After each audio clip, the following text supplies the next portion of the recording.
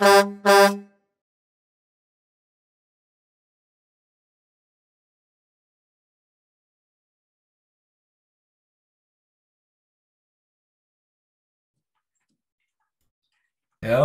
everybody. Man, we're got thrown a curveball here. I apologize for this, but welcome to the Shufflebus, round one, season 5. Flipping the script here, so I was scrambling to try to get the art assets up to date, and so I apologize to everybody for being a little bit late getting on here, but wanted to try to get everything ready for Bill and Josh's round 1 match instead of Philly and Inquisitors. And it's my bad for not checking the calendar yesterday when I was confirming with Philly, and I gave him the wrong time. So super big shout out to Bill and Josh for being willing to jump in and do this right away and play their game an hour earlier than that they intended. So yeah.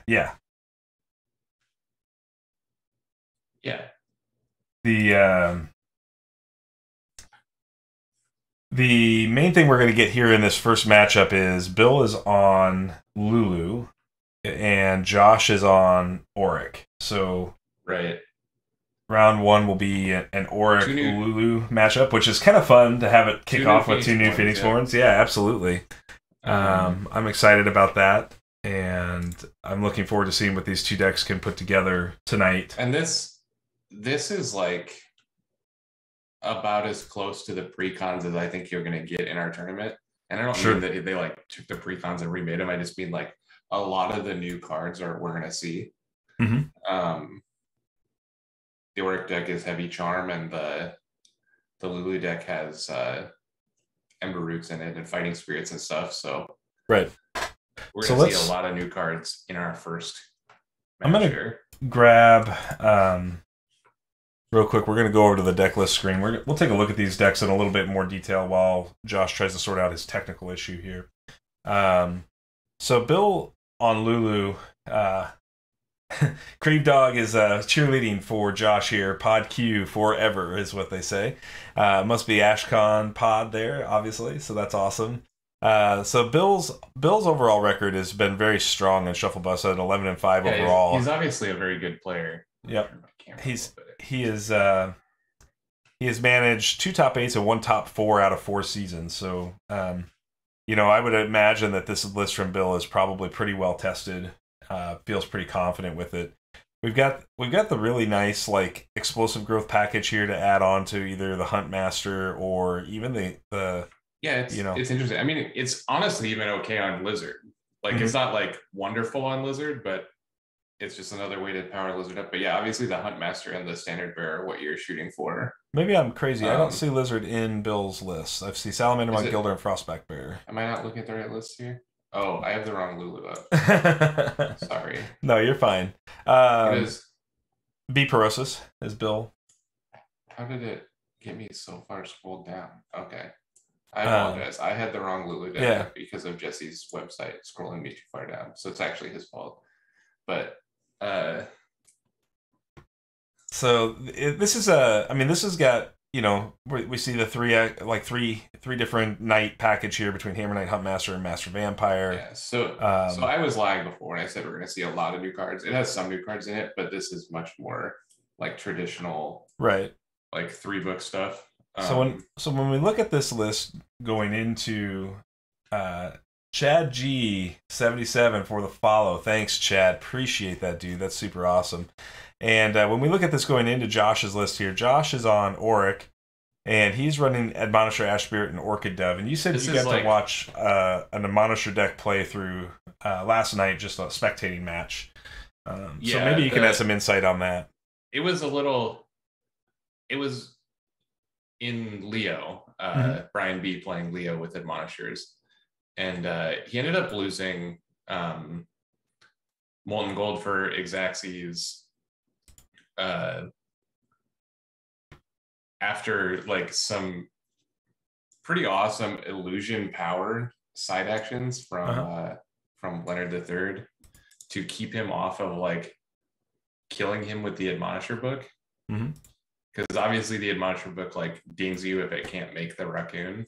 Right. But he like stalled him one turn and he was able to like roll his dice down so he could make the Admonisher and then kill it. So there was a space open. So if he activated Admonisher book, then it wouldn't deal the damage to do the 19th to Orrick. It would just make the 0-2. Sure. So that was kind of neat. The game was extremely close. Both players were out of cards.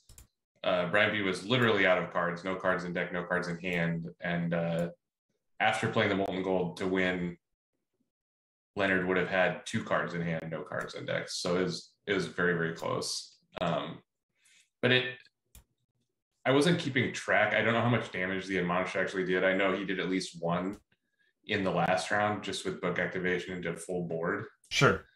But I don't know how many times the Admonishers like came to face on the previous rounds because I wasn't counting that. Yeah. So this deck is a little different. That deck was much more aggressive. This deck is like straight up flockshepherd.com. Right. Because he has the Admonishers and the Ash Spirits and the Orchid Doves. I mean, this is a mill deck, right? Like, if there's a mill deck, it seems that way. It looks like it with the 2x abundance. It's mostly the Orchid Dove, right? The abundance is something we're seeing in a lot of these Orrick decks, and it's even if they're not like the mill Orrick decks, like Christian's deck, I don't think is what you call a mill deck. Sure. But it does have the abundance in it because abundance is kind of a weird thing where like it's a little better if you have other cards that mill them, but it also just kind of kills them by itself. Sure. Like you'll eventually just get there with just the abundance. But this deck obviously has the Ash Spirits and the Orchid Doves. As Flock Shepherd, Sunshield Sentry, I mean, this deck is just looking to block a lot. Yeah. And yeah, the Admonisher looks like it. I mean, it's interesting because you're not going to get the focus ability off this Admonisher. So you definitely plan to put the Admonisher into play, and I guess if you just are saying opponent kill the Admonisher or take a point of damage, right? Right, and the Flock Shepherd makes that a lot more difficult. Right. Like with the Flock Shepherd in play, the Admonisher becomes a much bigger thing. Sure. I'll be interested to see what his first 5. Obviously, I think it's Admonisher and Ash Spirit for sure. Well, he's definitely starting a concentration because that's what you do. Yeah. I assume he's starting an abundance. So if he just starts like abundance, concentration, Ash Spirit, abundance, concentration, Ash Spirit, one of the other books and gates, I assume.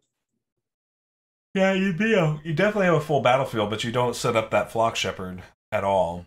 And you've got. I mean, you have to remember that Orrick has like draw the weird first 6. And he's actually going to be weird first, like because he's going to draw 2 off abundance, draw 1 off concentration, plus the meditate 1. So it's possible he's drawing like 4 extra cards and actually playing a first 9 in this game. He's 100% playing 4 extra cards. Yeah, he's drawing 4 extra cards, right? The insight gives you a little more targeting on what card you draw. Sure. I don't know how aggressively he will use that in this deck because this deck looks like it can probably just like insight once and be okay. For sure. Since it has the abundance. I think he's going to start gates because when you start abundance, you start gates, right? Like that's just very common. Otherwise, he wouldn't have the second illusion dice, I don't think. Right. Because I'm trying to look. He has 2 shadows, I guess. I think that's the only other illusion card. So I don't know why he would play two wolf dice unless he's starting abundance gates. Sure. And that, I mean, when you think about that, like abundance is 1 dice, gates is 1 dice, concentration is essentially 1 dice. Then Admonisher and Dove makes 5, or Admonisher or Dove and Ash Spirit makes 6. So you're essentially like leaving 4 dice open, right, to spend on whatever you draw off the abundance or the other draws. Right. Yeah. Because Ash Spirit draws you a card too, I guess. So like, yeah, technically he could be on first 10. He could easily get second concentration in round 1. And I think that's probably a goal of this deck. I had a few versions of Orrick where you play the abundance gate start just to like, you like get to abundance, you get to concentration, you play gates, then you get another abundance and another concentration. You've seen 6 more cards just with that, right? And 7 with the insight. That is, you can choose the concentration out of that, because you have like a million main actions when you're doing that stuff. So we got about 10 minutes. He starts flex. Like, it's possible he starts Flock Shepherd, but I kind of doubt it. I don't think he'd be playing 3 of if he didn't plan on drawing it. Yeah, I think that makes sense. I didn't know if the 1x Sunshield Sentry would be in this first 5 choice. Like, because I assume that's like a possibility. It looks like it might be actively. It might be actively good against this Lulu list from. Oh, my brain is not working tonight. Sorry, I had a different matchup in my brain to start, so I'm still resetting all of that. Yeah, for Bill. Sorry. My only thing is,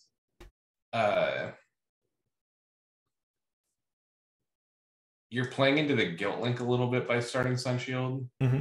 I mean, he has other dudes to like fight the guilt link, but if the Lulu can engineer a situation where the guilt link is good, the Sunshield is like the best it could be. Right. And I don't know that it's, I guess maybe if he has some kind of double night start, it would be good. Yeah. But if he's just on like start 4 books and I don't know, what would he start? He'd start Guilt Link is 1, Frostback is 4, Gilder is 6, Salamander is 7. So, and Spark is 8. So he could have potential 4-book start plus a Raptor Herder plus a dice, or he could have like 4-book start without a spark and start like a Phoenix Barrage or a Knight. Sure. But I think 4 of his first 5 cards are going to be his books. Right. And then like knowing the deck's going in, like, you're just going to draw like 6 more cards. Yeah, most likely like, you're going to be 5. on. Right. And most likely you're going to be sitting on, so if you play the 4 books, you got 7 dice remaining. So you're probably, you could start a Phoenix Barrage if you're really high on this and you don't think your opponent's going to start the Flock Shepherd. Because Phoenix Barrage is pretty solid here to take out the O2s and get some damage on board. But you can do the same sort of play with just the Huntmaster, with the Spirit Guide on the Huntmaster. So right. I think into this, since this isn't a Shield Mage version, just starting like Master Vampire is good. Sure. Because that just eats the Shepherd. Sure. And Josh has, has his own set of removal tools here, but not a ton, right? Well, he has the 1/2 shadows. His other things are not great at killing the Knight. I guess he has the fadeaways. Yeah, fadeaway. He's got 1 fadeaway and 1 2 shadow, so he's got 3 hard removals, which does pair up the 3 Knights. But let's not forget that Ceremonial can bring back one of those Knights in Bill's deck if needed. Ryle the Meek is a solid card here into this board. If you can set up a bunch of O3s, Ryle is going to have real power in being a removal. Yeah, Ryle the Meek is like a card you want to draw in round 2, though. It's like never good in round 1. Agreed. Completely agree with that. 100%.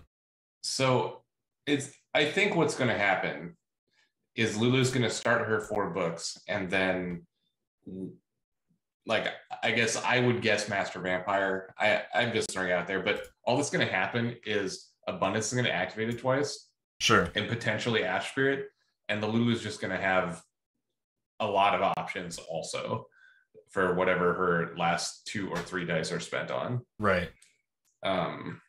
Yeah, I think, interestingly enough, I think that both of these lists are kind of, it almost feels a little bit like strength on strength if you can control the bear, right? Because while Master Vampire is great, like Master Vampire attacking into Admonisher doesn't give you the win. It sort of stalls the game. If you put down the Orchid Doves and you start to ping Orchid Doves with Gilders or Salamander Monks. The only reason I think that it would be Master Vampire is because the Master Vampire is so good against Flock Shepherd. Sure, Like absolutely. It just kills the Floss Shepherd, and then. But what I'm really saying is the only real threat that Josh has to worry about probably in this matchup, or not Josh, but Bill has to worry about in this matchup is the bear, because all of his units can't stop the terrifying, right? Outside of the or Josh. Josh is playing the Orrick. Yeah, Josh. I'm sorry, Josh only really has to worry about Bill's bear there. Right. The way that the Lulu is going to like go to faces with bear, or with just like a Phoenix Barrage 2-for-1 and then attack with some guys. Sure. Because you're right that like none of his only the Sunshield Sentry is literally the only unit in the deck that blocks bear. Right. But he other than if the Flock Shepherd comes down, then all of them can block bear at that point. Right.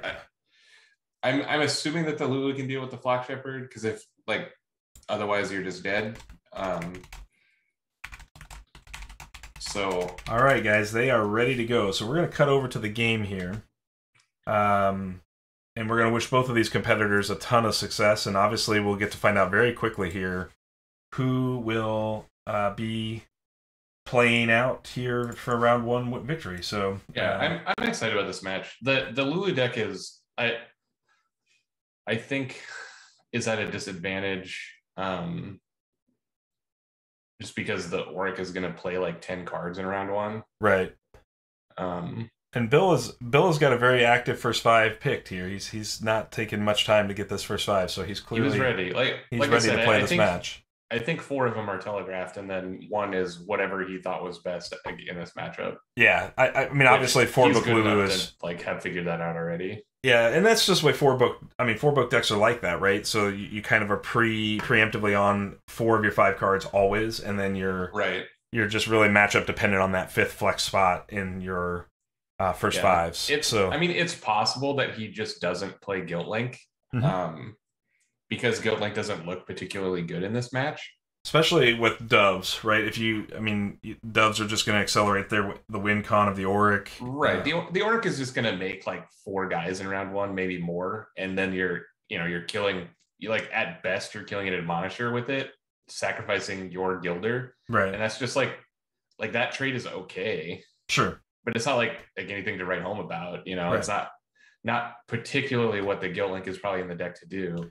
Spark looks pretty solid in this matchup as well, just because the Spark from Lulu has the opportunity to take care of some of those 3-life units. Looks like Bill rolled 5 basics to Josh's 3, so Bill gets choice, and he chooses to go second, giving Orrick the starting point here. So Josh is going to kick us off for round 1. I think that indicates he's going to start a knight of some kind. I don't think his deck is aggressive enough to win top of round 2, but if he sticks a knight, because I guess it's potentially possible that because of concentration, even if he started Abundance Gates, he could concentrate back a wolf and then play Fade Away. Sure. But most likely, you're not looking at getting your knight killed in round 1, probably. So Josh starts with the Orchid Dove book here. 1 charm class to play the Orchid Dove, and then follows it up with the side action Concentrate. This Orchid Dove is the kind of thing we were talking about, right? So Bill can get damage in through Frostback Bear, but ultimately Orchid Dove is the kind of thing that you don't want to be actively removing. The 5 basics in round 1 is tough because these 4-book decks, they meditate a lot. Right. And in a matchup that is already going to go to mill because the Orrick doesn't really have another threat. Right. I mean, besides Awaken State, but Bill does he still needs the mill alongside the Awaken State. He's never going to do 16 Awakens. Right. And Bill does meditate 3 here to pull up the Charm Power, 2 Nature Powers, and then plays the Frostback Bear book and sends it back to Josh. So we are seeing that self-fulfilling prophecy, just talking about with meditating these in these 4 books because of the power dice requirements that kind of hit home in them.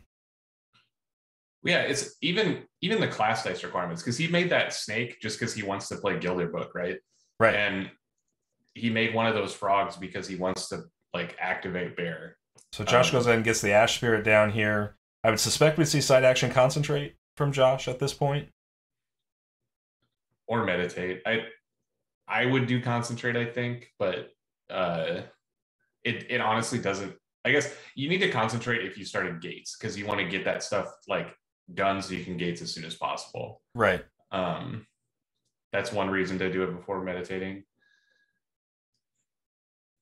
I generally think Orrick wants to concentrate first just to draw a card into hand before you meditate because it's just a free card in your hand regardless of what the value of the card is. Well, it depends a lot on like how your deck is built because the dice reset power of concentrate is very powerful. So if you have a deck that's like really stretched on colors and you don't know what you're going to draw, like you insight and say you draw, I don't know, so like you have one divine dice that you're planning on Lightbringering in round one, and then you insight and you like draw a card that requires a divine dice. That's a reason that you wouldn't want to concentrate first because then you can still make a Lightbringer, later concentrate back your divine dice to play the card you incited for. Right. But it's really marginal. Like it has a lot to do with how your deck is built more than what's actually going on. So Josh goes ahead and does concentrate here and brings back that divine power. So we're on divine power. We see Bear come in. Just going to try to get that early damage in on the Bear would be my guess. I'll be curious to see if Bill has started any sort of different. I bet he sparks it. Like if he's going to spark it in attack, I don't know that. I mean, maybe you have to save it to kill the Shepherd, but if you think your opponent's on Shepherd, answer for Shepherd. Yeah. I mean, he's got crescendos in his list, so certainly. Well, the thing about it is that Shepherd is literally the only thing that Bear cares about. So, like, he either needs to worry about the Shepherd or he needs to just like ignore the Shepherd. Right. So we've got it going back to Josh here. So Josh has an opportunity to answer here. But I'm sure Josh is just going to stay on his plan, whatever that is, because you're not going to stop this early Bear pressure. We should also keep track of time here because they didn't put the timer on. But. Okay. We started at 6:52, so we're 5 minutes in. So 6:52 my time. That would be 70 minutes would be 7. Well, let's just call it 8 o'clock. 8:02. Yeah. Brain math. All right. So we're seeing the Orrick meditate here, and he's pondering whether or not he wants to draw this Meteor. Meteor's a tough one. It's an interesting decision to make here, especially in a 4-book, right, where you can out dice advantage your opponent. Yeah, it really like he does go ahead and insight the Meteor back to hand. So. All that means is that he should just like spark this Bear and attack. Because the Meteor's not going to be good. Like it's just, the turn isn't going to play out in a way that I think this Meteor is going to be good if he can't ever block. Sure. Because so that's what he does. Like Yep, so Barry does get 3 quick damage on Orrick here. Right out of the gate. And I think this is right. You know, he still has the spark to hit the dove or whatever else that needs to happen. But this is kind of the problem with Meteor is that now that the Bear has done its work, this Meteor is much less effective. And even if you think he's going to hold it to like sweep the board, that means he's not making his own guys. Sure. Because you don't want to run your 0/2s out in a turn where you plan on playing Meteor. Yeah, I mean, one advantage of making your own dove is Meteor does still mill your opponent, so it's not a complete loss. I would venture to guess he doesn't plan on playing Meteor round 1 very often, but he obviously incited for it, so he saw some value in putting it into hand.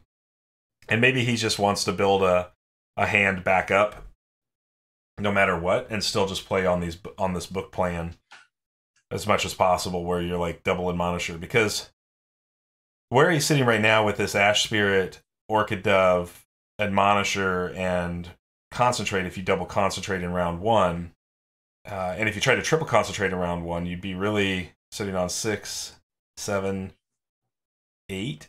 You'd spend 8 dice on a double Concentrate. You spend 9 dice on a triple Concentrate if you have the gates. So you don't have a lot of freedom here unless you're going to give up the concentrates, right, to make this Meteor play work. But Gilder here looking. I mean, I think that his thinking is just that Meteor is like one of the best cards in his deck in this matchup in later rounds. Absolutely. And the way that his game is like set up is he's not going to draw a lot of cards on his draw step. He's going to have cards left over, so he might as well like draw it when he can. Yeah, completely agree with that for sure. So, I mean, if you're new to Ashes and watching this game, one of the things you'll have to recognize about this particular match or start to feel out is the Orrick deck is not going to put a lot of damage on Lulu in the beginning of this game, or in fact, very much until the end. Like this Admonisher may get in a little bit. First raccoon. Yep. And I'm interested to see how much work Admonisher does in this matchup in general, because between the Gilder and the Spark, Admonisher doesn't look like it's going to stick around. And I mean that is a significant investment of resources to Gilder and Spark it. So like, sure. I'm sure the Orrick player is okay with that, but you're right that like the way that this turn is playing out, it doesn't look like there's going to be a better target. For those things. And bottom line is like you got value out of the Spark just on the attack. So I always look at it as like, well, the paying 1 dice to get +1 attack on Bear to do Phoenixborn damage, which is your primary win con here with Lulu in this particular matchup. You're just accelerating your own win, and you're controlling your opponent's board if you get the extra value off the Spark if your opponent doesn't kill the Bear. It would be my goal to keep the Spark in play, right? Like, sure. like you said, if they don't kill the Bear. But he still has the potential to Meteor off of another concentration. Right. Because I have to imagine that one of those cards is Abundance. So I'm guessing based on this, we may not see Guilt Link at all, because Guilt Link kind of looks actively bad against Josh's plan. And I think that was wrong when I was making my initial assessment. I don't think that you should Guilt Link. So we'll see Gilder. I'm guessing this will hit the Admonisher. It depends on what he thinks his. Oh, he went to the Ash Spirit. Yeah, went to the Ash Spirit. All right. If he has a Knight in hand, like the Ash Spirit is much better than killing the Dove. For sure. Yeah, because he's still showing the dice for Vamp. Yeah, he still definitely has dice for Vamp. He's drawn an extra card off of the opponent playing their own the Ash Spirit, because when you play an Ash Spirit, each player draws a card. So because that would put him on, if he started, it'd be 3, 4, 5, 8. I'm sure 9, the last book we're going to get here. Yeah. I'm sure the last book. I don't think he's going to play another ready spell. You don't. The Lulu. Yeah. I think Josh is going to put down Abundance here next. That's. Oh yeah. I would suspect. Oh, we got to Rile the Meek right out of the gate. This is a good Rile the Meek. Very good Rile the Meek. Yeah, if it kills the Bear, it's really good. Yep. 2 and then 3rd damage, because you got 3/01 attackers. That's right, Christian. It's like the Illuminati confirmed, right, Christian? Shh, don't talk about it. So Christian says also ready for Josh mainly because he's part of the Orrick Alliance, the secret alliance. The first rule of Orrick Club is don't talk about Orrick Club. I don't know about Orrick Club, and I'm playing Orrick. What the hell? Come on, guys. All right, so here comes Salamander Monk. You're a wild card. I didn't invite you to the meetings. You can't trust that guy. Christian says it.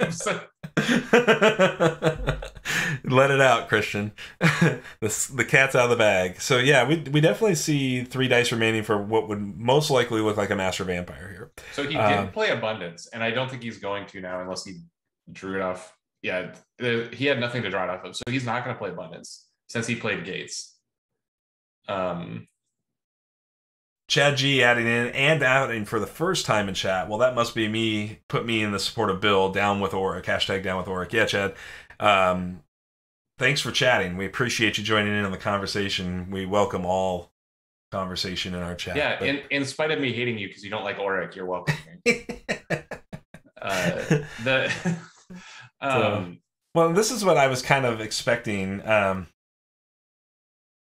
When you look at this as it works out here, he played the second concentration to get the double counters in round 1, which is Orrick staying on time and on plan here. We do see the Salamander Monk attack Ash Spirit. This is an interesting attack, because even if you are holding Vamp, what's Vamp going to attack, right? Like, it's going to attack... Face. Just go face. But you can't if he plays another Ash Spirit, which he's got the dice to do here. Yeah. So that's the issue with some of these big knights into these Ash Spirit decks in particular, is they can never go face. And I guess Josh he's just is going to eat a raccoon then and leave a 3/4 in play. That's yeah, okay too. yeah. I'm not disagreeing with that. Yeah, Admonisher is definitely best case target. So, and he just lets it go. Like so here's another Admonisher. I admit the raccoons look a lot better in these gate starts. Yeah. Because it's hard to get them both. Right.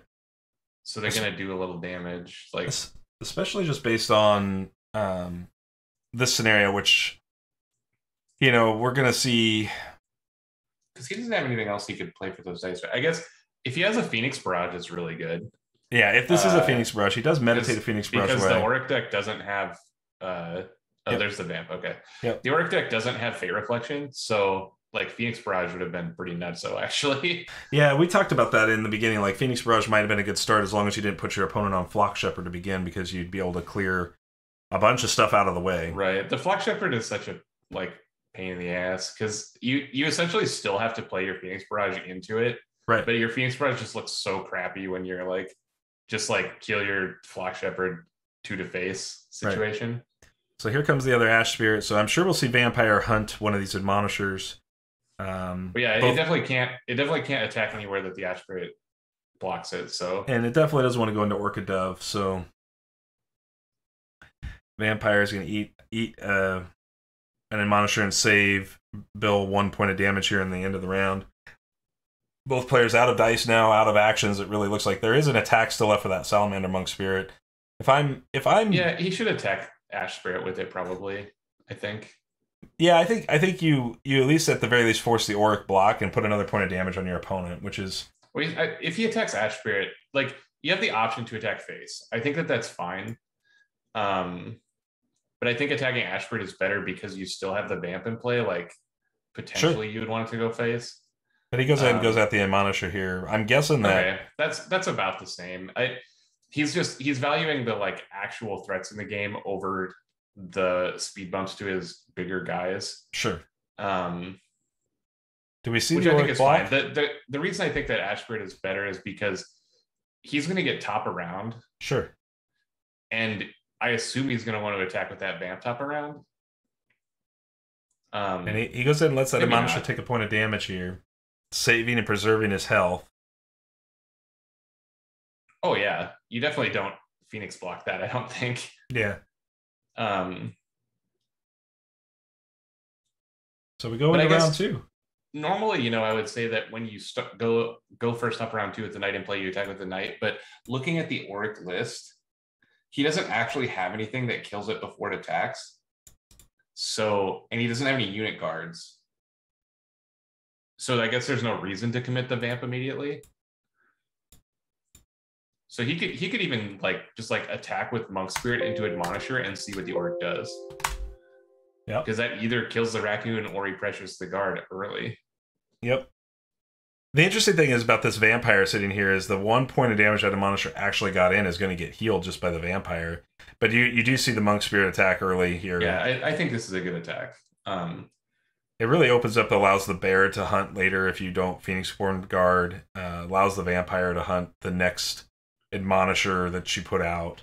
Right. This is just the best attack that Spirit could possibly get this round. So it's, use it, right? Because he does Orc Guard. Yeah, that's so that's interesting. The Phoenix Born Guard is less valuable with the Vamp in play, obviously. Right. Because you're not going to get to protect your best thing. But this is going to let him his next Salamander is going to get a lot of value. Yep. Next Salamander gets a lot of value. Bear gets a lot of value moving forward now. I mean, if you want to use the Bear to hunt, but I'm guessing Bear's still going to convert. Have to go face every time, because otherwise the Lulu deck doesn't have a win condition. Right. No, I agree. I guess he has 2 Molten Golds and the Phoenix Barrages and a choke as direct damage.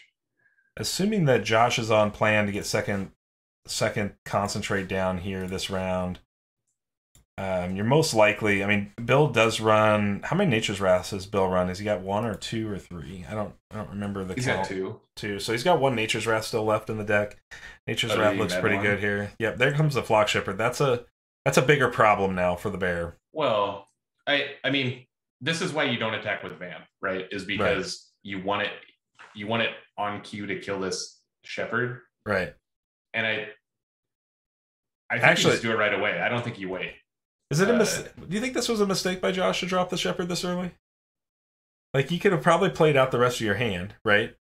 Well, I mean, it depends on what his plans for the rest of the turn are, right? Because this is like forcing the Vamp attack very soon. It doesn't literally have to be his next action, but like we know that the trade that's going to happen this game is Vamp attack shepherd. Right. Like this round. So he does concentrate and bring up that turtle die. So, and here comes Vamp attack shepherd. So Bill is just and I don't think there's anything he's running into here. Yeah, I mean, maybe he gets 2 shadows now or whatever, but the Vamp definitely did its job. Yeah, I mean, it's possible that it got 3 dice worth of units dead, and it's going to take 2 shadows out of his hand, and it healed him, and it killed Shepherd, which is like the biggest problem for the Lulu deck. So the Vamp did its work. So I was testing a lot leading into season 5 in these prison style Orrick decks, and I have tried very similar approaches, and I didn't find a lot of success. So it is interesting watching Josh navigate this matchup pretty deftly up to this point. Now, whether or not the extra Orchid here is a big deal, but whether or not it gets gets there at the end of the day, we're still a long ways away from a potential win con for the mill deck at this point. Yeah, I mean, the raccoons are like a win condition. There's the 2 shadows on the Vamp. Yep. So the Vamp got 4 dice and a card and a life. So it did pretty good. And Bill's potentially holding the dice to play that Huntmaster if he's drawn into it here at this point. Or a Hammer Knight, whatever. I would be weary to run those things out into the illusion dice still unspent, because we know he has the How many admonishers have we seen up to this point? 0 up to this point. 2 in this season. What? Chad G asked, how many SP lists all seasons did we see admonishers? It was 0. There were no admonishers prior to this season, and then there are 2 decks, I think, that have it this season. Yeah, I think Brian B's got it in his list, and Josh has it in his list. Yeah, Brian B has a Leo deck that has admonishers in it. He lost in the closest game ever last night to Orrick.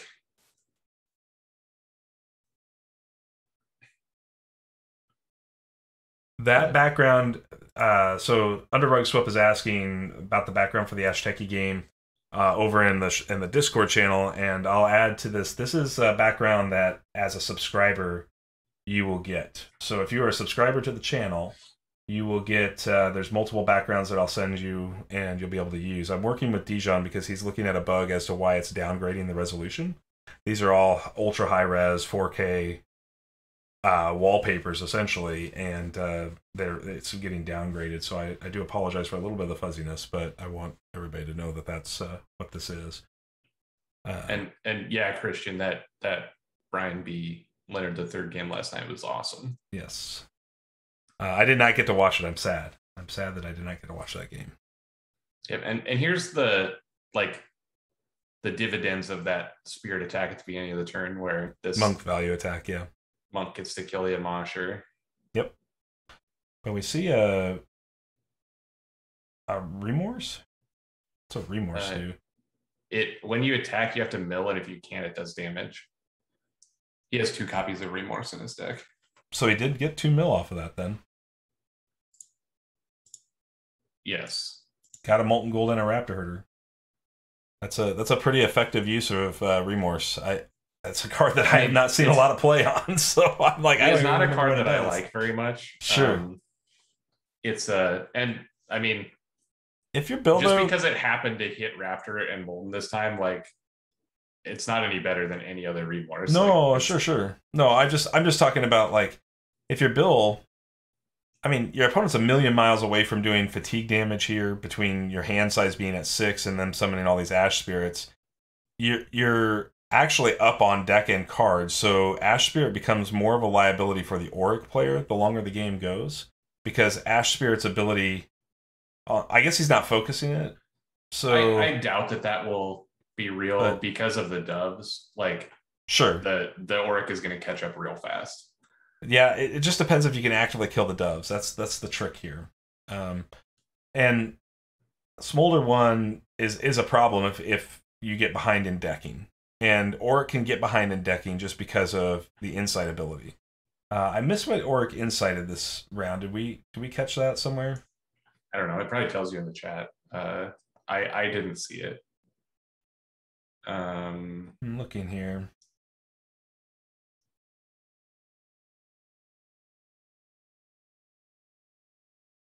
I do not know what he grabbed. Sorry, Josh changes dice left here. Oh, he moved Remorse to his hand. That's what he brought to his hand. Okay, so just now he got the Remorse then. Right. All right, so there's Ash Spirit is destroyed. We see a double Phoenix Barrage and kill both those Ash Spirits. Get 2 damage on the Orrick. I mean, Phoenix Barrage is a hell of a card. This deck has Golden Veil. Obviously, he wasn't showing the snake at that time, so that Bill knew it was safe. Right. Actually missed the heal on Bill earlier. Sorry, chat. Bill actually has 16, not 15.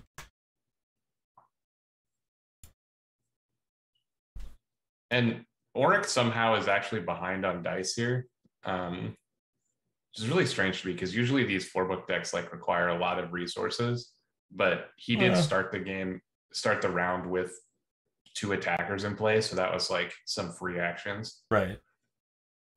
Yeah. I mean, I think the Lulu will spend out their dice pretty quickly here, but yeah, most likely showing Hammer Knight here. I know he runs Festers, but I don't think there's any good Fester targets. Fester feels like a dead card in this particular matchup. I guess he doesn't have enough for Bear plus Gilder plus Hammer Knight plus Spark. And in this matchup, I think he wants to play his board abilities first, unless the Hammer Knight looks like it's going to be really good. Right. And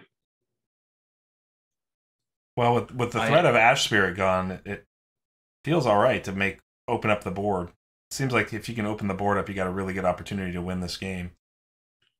But here's the bear. I mean, we knew he was going to make a bear this turn because this is by far his best game-winning strategy. Do we see fadeaway? You know, I mean, potentially late round fadeaway here from Josh. I feel like he has a fadeaway because he's kept those illusion dice up this whole turn and like. Right. So there's a Ryle the Meek. That's just going to kill this bear. Yeah. Ryle getting lots of work done in this matchup so far. Yeah, this deck just doesn't have any of the spell blockers. Right. Ryle is such a good card.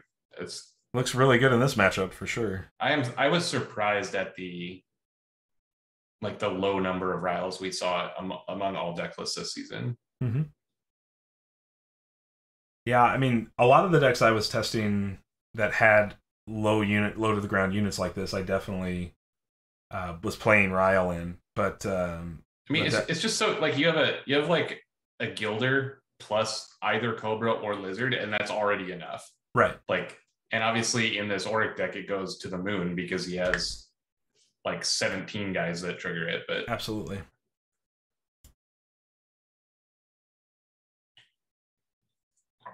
Ryle the Meek is a reason that so there is that Hammer Knight.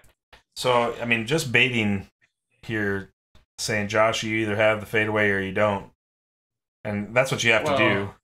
The Hammer Knight is actually like a lot safer for Josh than the bear was, right? Like, sure. Obviously the Ryle was good, and he's going to play fadeaway here. So all that dice advantage I was just talking about just got put right in the dirt. So he has the opportunity here to like kill Admonisher and a Dove. P-Mage. Oh! P-Mage on the back end for the fadeaway kill. Wow, what a surprise. I guess I didn't even read that in the list, but that's a huge blowout here for Bill. That is by far the best Polarity Mage I've ever seen. Big Polarity Mage there. That was a blowout. Like, yeah, so you watch Hammer Knight will he aftershock a dove? Probably, just to clear the board, right? Like, right. He has to he has all these guys, and he wants to get them. Maybe he'll aftershock his own salamander. That'd be an interesting decision. I guess he won't. It's essentially the same as just killing the dove, except you get to keep the salamander. So right. Yeah, that P mage, man, is so good. Yeah, it looked pretty awesome right there.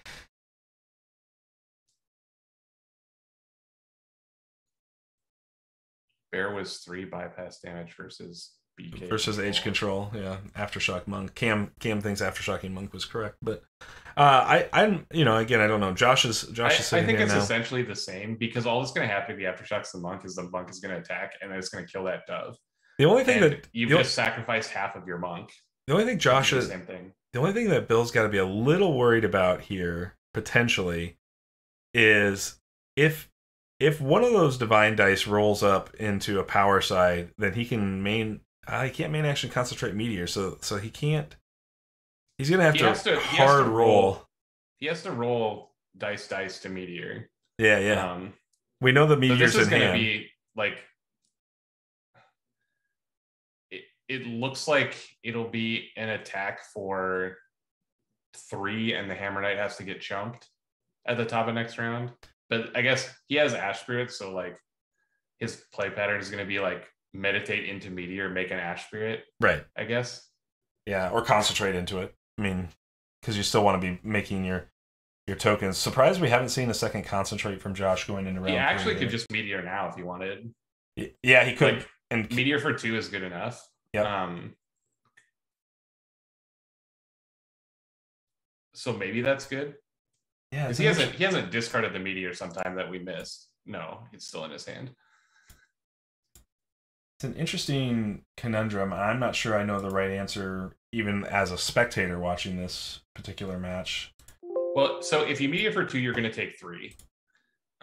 Your other option is take a side action and make an Ash Spirit. And then he has to decide if he wants you to take 3 and tap his whole board out and lose a Hammer Knight, or just like kind of slow play the turn. And if you make an Ash Spirit, I don't think he's all attacking. Cam says hammer for 4 if he meteors, because you can spark the Hammer Knight. Yeah, I mean, that's a reasonable play. I guess that would be okay. He doesn't... All his Riles are gone, right? Yeah, it's just 2 Riles. 2. So the Hammer Knight's really safe to this meteor, regardless how much it's for. Yeah, the biggest thing he's got to worry about is the last fadeaway here. And with the 1-up Polarity Mage gone. Yeah, I think this deck is begging for Neil Christian, for sure. Neil would have been a great inclusion card in this deck. I'm sure the deck list gets pretty tight when you're really trying to build this thing out. So yeah, I mean, I think that Neil's better than Meteor in almost every case.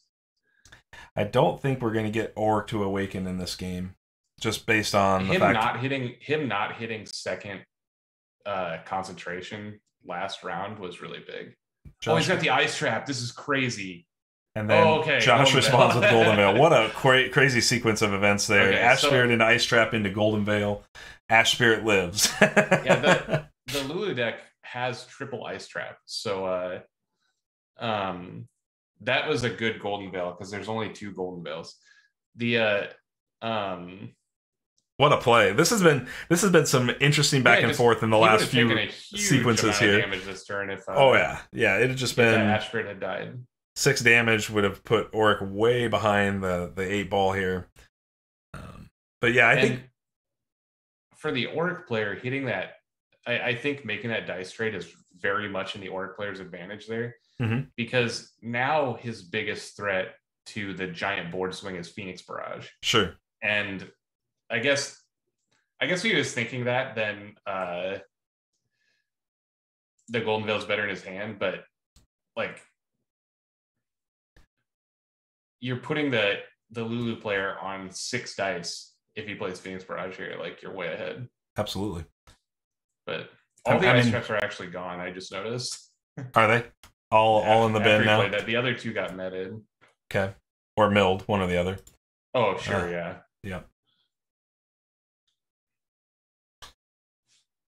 So Bill's got an interesting decision here. You send the little guys, right? You just hold the Hammer Knight back. We are They have Still about 30 minutes. About 30 minutes left on the clock here, Cam. Yeah, he's gonna let that Hammer Knight get blocked by the Ash Spirit. That's an interesting. Does he have the crescendo? Oh, he's got the crescendo. That's a good crescendo here to get past this Ash Spirit. Yeah, crescendo is still a great card. If you're playing on a crescendo, why not commit both the monks at this point? Because you would have just got 2 extra damage in. I don't know if I... Wait. Oh, he had a Golden Veil to cancel that one as well. Second Golden Veil? Second Golden Veil in hand. Wow. Oh my goodness. Oh my goodness. So Ash Spirit is going to get to eat this Hammer Knight after all. I guess that's fine. I mean, one funny thing here is that he'll get to kill his Gilder off. Sure. I don't know if that's important or not, but like his deck has explosive growth in it. So like the inheritance, like he could like inheritance this monk and attack for a bunch or something. Yeah, and that's what he does. What a series of back and forths we've seen with these reactions coming from hand in the last 2 or 3 turns. Here? Gilder is destroyed. Gilder, Hammer Knight Aftershock the Gilder to kill it. Right, but where's the inheritance? You can choose to pass the inheritance token. Why would you? You have explosive growth in your deck. It actually matters. Yeah, I don't know. Maybe they'll correct it here. I always find inheritance really hard to do during combat because like it's like you need to choose a creature to block, and it's actually like what you're targeting with inheritance. So you just like put the counter on your opponent's guy. But yeah, those Golden Veils were very big. Huge. And it hasn't stopped him from making any of his guys either. Nope. He's still on plan here. Still a long ways away from Concentrate Awakened State, Orrick. I mean, if he gets a second Concentrate down here, this game is going to go into the next round. There's no doubt about that. So, it's possible. Right. So we'll see if he can deal with this bear now, because all his riles are gone. One of his, I mean, I guess he has the Meteor. Yep. But he doesn't have the dice for Meteor right now. Yeah, he probably should have pre-meted that Meteor up. He did meditate and didn't meditate the thing. So he's just on plan of making Admonisher, I guess. Yeah. So we are going to get the spark. The bear on fire.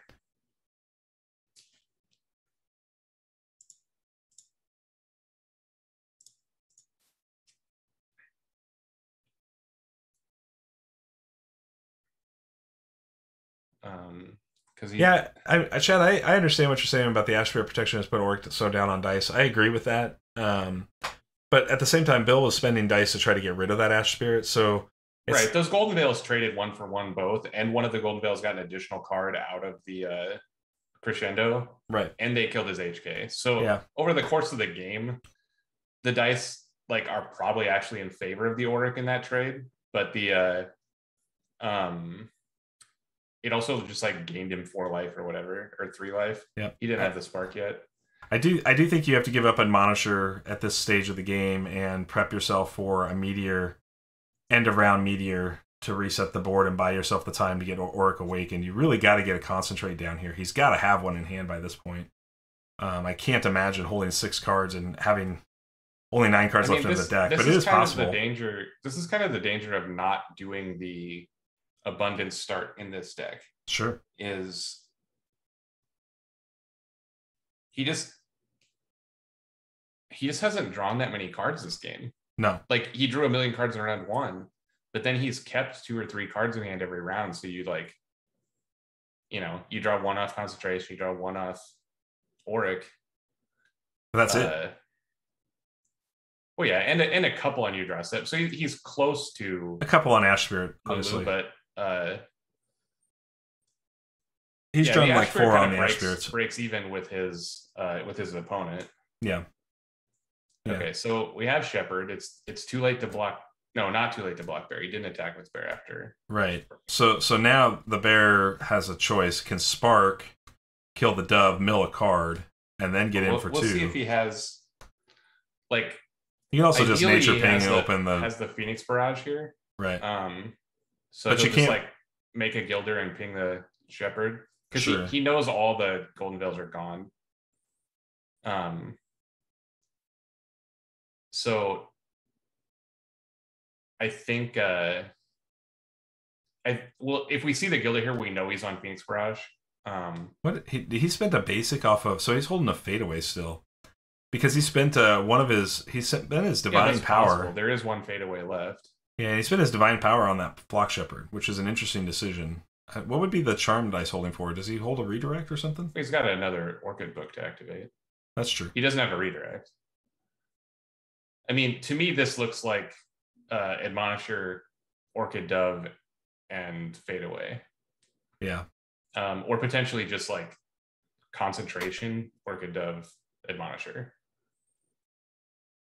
So we're just watching the Bear Smash here. I think I'd let Orrick guard this. Yeah, like, and the Lulu player is okay either way. Yeah. Killing the Shepherd or dealing 3 to Orrick. I guess if he has the second concentration, he can counter here. And then the meteor will kill the bear and all the guys still. Yep. Because he can play concentration, use the illusion and the snake to concentrate back into yeah, you just have to be mindful because he is still threatening dice on Huntmaster here and has the battlefield space for Huntmaster. So Bill can kind of threaten Huntmaster and delay this meteor for a while. But at the same time, like, you can do this as the Orrick player. You can go ahead and just make another Orchid Dove here, and you still have the... Well, I guess you can't because then you can't get the double... Yeah, you got to have 3 dice here. So if he's going to meteor, he has to concentrate, and it's going to take all his dice to do that. Orrick has meteor from round 1 insight, German. We know he drew he drew the meteor off of the Orrick ability in round 1 and hasn't played it. Yep, he's been holding. We know he has one, but I don't think he's going to play it this round. Yeah, because of the way that he's made his guys. Yep. I don't know about badly misplayed, but I think that meteor would have been better this turn at some point. Yeah. So now he just has Admonisher plus 2 Orchids as his place for the remainder of the round if he wants. Right. There is the Huntmaster. So now if he does have this second concentrate, you're going to take a little bit of damage here, but you have the ability to wipe your opponent's board clean. Yes. You can have more than 1 spark on the same guy. Absolutely. There is a alteration limit, but I think it's like 4 of them or something. Really? I didn't even know that. Well, yeah, it's like any other conjuration. Like, oh, you're talking about the actual conjuration limit. Right. There's 3 total sparks, so you can never have more than 3. Yeah.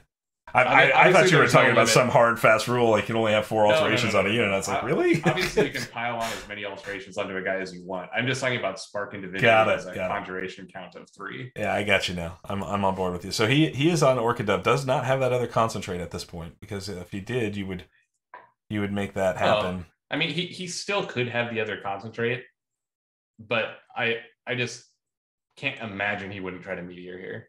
So he's going to summon a Gilder, ping a Dove. That's going to drop a card off of Bill's deck. That is an explosive growth. I think he's got 1 more explosive growth in the list. There are 2 in the list, yeah.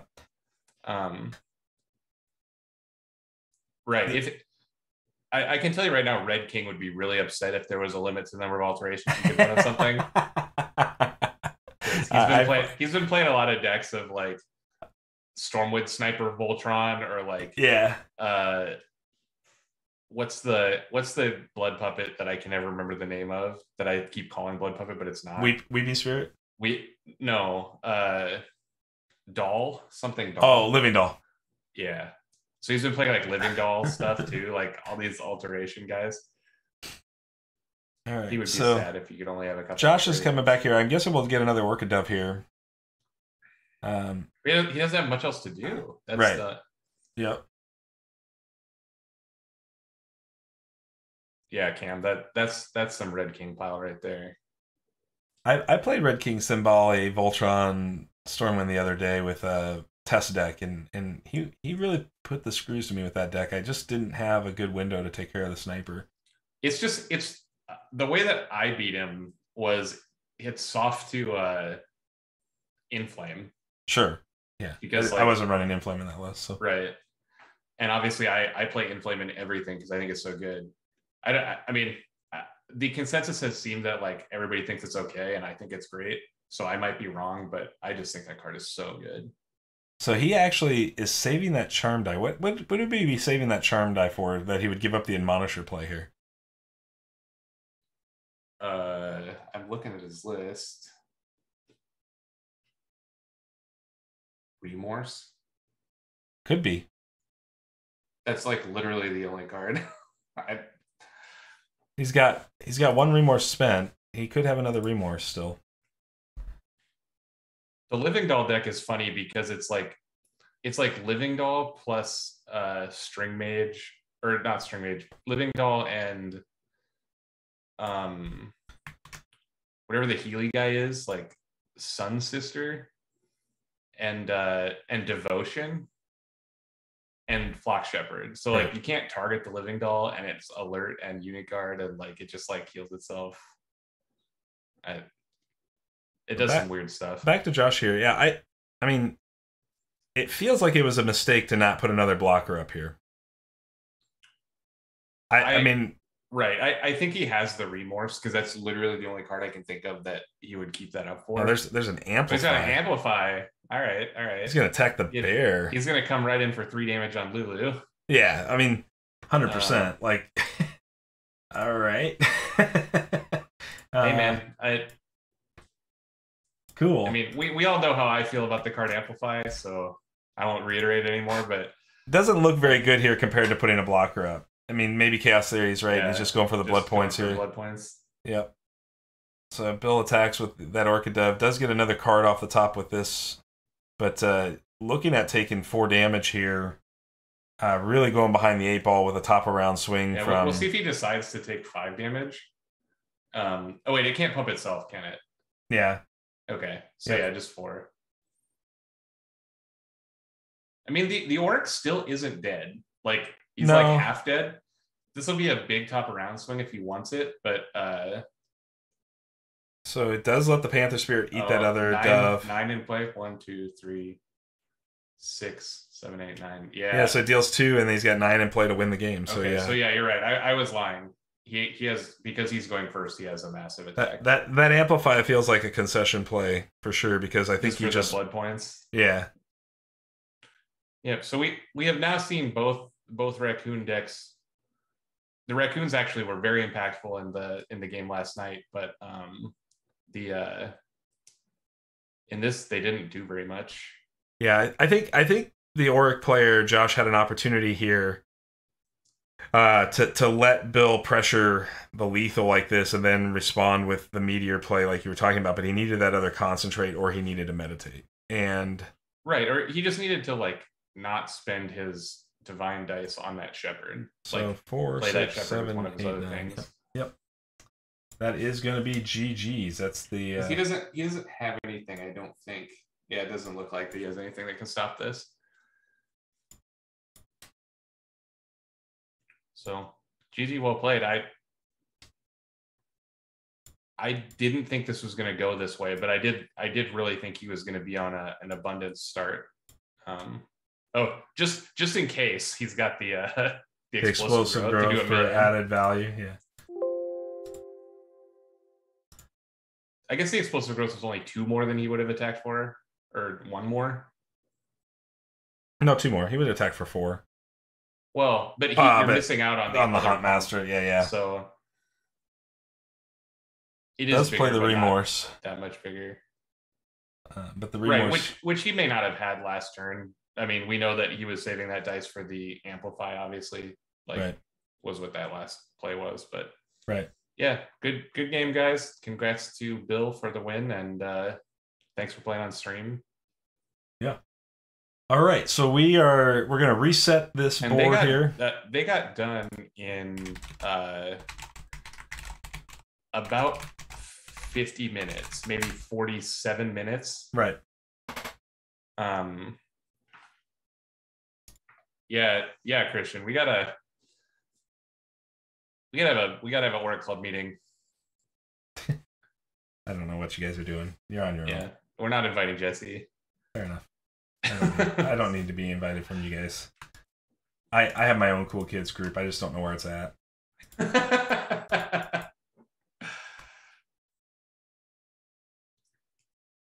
Yeah, that's a really interesting game. I like seeing the new cards in action. You know, like the Ash Spirit. The Ash Spirit does what I think Ash Spirit does most of the time, right? Where it's like a 1-dice unit that your opponent has to do something about, but the things that you have to do about it aren't like that bad. Because he did have to spend, like, he spent an Ice Trap and he spent a Crescendo into one of them, and that was like a very contested play, like a big turning point in the game, potentially. But his first couple Ash Spirits just like died to Salamanders, right? Which obviously the Lulu player is totally okay with. Right. And one Phoenix Barrage. And Phoenix Barrage is a great card, obviously, so. Yeah, I think at the end of the day, like, I'm a big fan of Orrick, but I don't think the best Orrick is the Ash Spirit Mill Orrick. Just in my experience with Ash Spirit, just doesn't do enough. Right. I don't think it has anything to do with Orrick. It's just Ash Spirit in general. Like what we saw Ash Spirit do in this game is very representative of how Ash Spirit plays all the time, I think. And that's not to say that it's bad, because like it did trade for some cards, and it was like the biggest thing on Josh's side of the board that affected Bill's plays, right? Sure. Like it was still a have to deal with me. It's just the way that you deal with it is not very costly. Sure. So I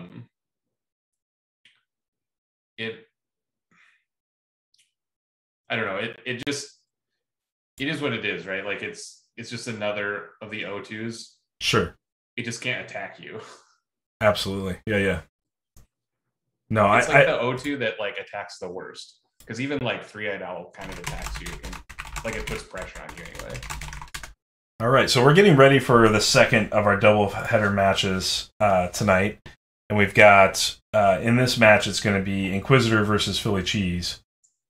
So Inquisitor is bringing a Leo deck here. I think mostly a Leo burn deck in its style and design. But obviously in typical Inquisitor fashion, he's got a lot of owls and card disruption that you would expect him to play. And then you've got Philly coming back with a revised 4-book Aradel. I think you've played some test games against this 4-book Aradel, Neil. It's very good. It's really, really good. It's and I don't know what this matchup is going to look like, because like you said, this Leo deck. Sorry, Chad, I had to look behind me to see the deck list here, but this is a hard mill deck, right? Like this is yeah, Phil's in chat, so we can't give too many tips on how to beat it. Yeah, just beat it down, Phil. That's what you're gonna have to do. But Mindfog Owl Cobras and 3-Eyed Owls are a pretty heavy mill plan. Right. This is a legitimate mill deck. And the Magic Siphons, you know, I'm still on the fence about whether Magic Siphon is a real mill strat.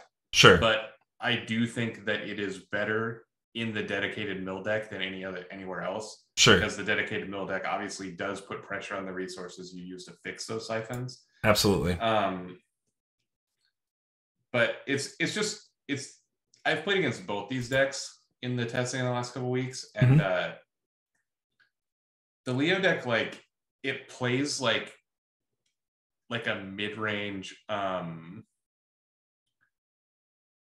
like similar to like a mid-range 4-book, because he does kind of make like 4 guys off the Finch also. So he makes these threats, and it's worse than most 4-books because his guys are worse, but like they all kind of like they all pressure your deck resource, and he'll just kind of get there on decking you by trading all his men off all the time. Sure. Now, I think this is his worst kind of matchup. Is the like Mindfog Bear thing, because the way that he like wins in the grindy matchup is by chump blocking. And that's just not going to be an option for him most of the time. Sure.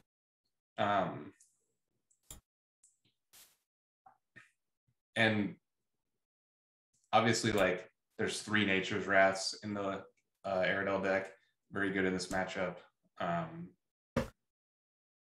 He's got triple Violinist to the Leo's only single Violinist. And right. Violinist is a card that I think is, like, it was already really good. But when Charm got so much better with the expansion, it obviously all Charms got better. So it went from being like a splashable thing to like, you're going to play a Charm deck. So here's this awesome guy you get. Right. All right. Let's see if they start the timer. If not, once we get first 5 selected, I'll make note of the time. We're on a 70-minute round time again. And something that I don't think is going to come up very much in this match. I love the card Return to Soil, which is a card that Philly is playing. I think that it's always been pretty good because there's a lot of like decks that use the ceremonial power. But with the printing of Recollect, I think it got a lot better. Now, we didn't see a lot of Recollects in the deck in the list in this tournament. There are some, but in general, I just think that card got better now that there's more interaction with the discard pile. And it looks like we got a Prime sub from Chad. We did, yeah. I didn't want to interrupt you, so I was waiting for you to finish up your thought. But yeah, Chad, thank you so much for that sub. I will get. He just like showed up today, and he's like, "Hey guys, here's a bunch of stuff. all of my support." That's right. We super appreciate those subs. That's super awesome.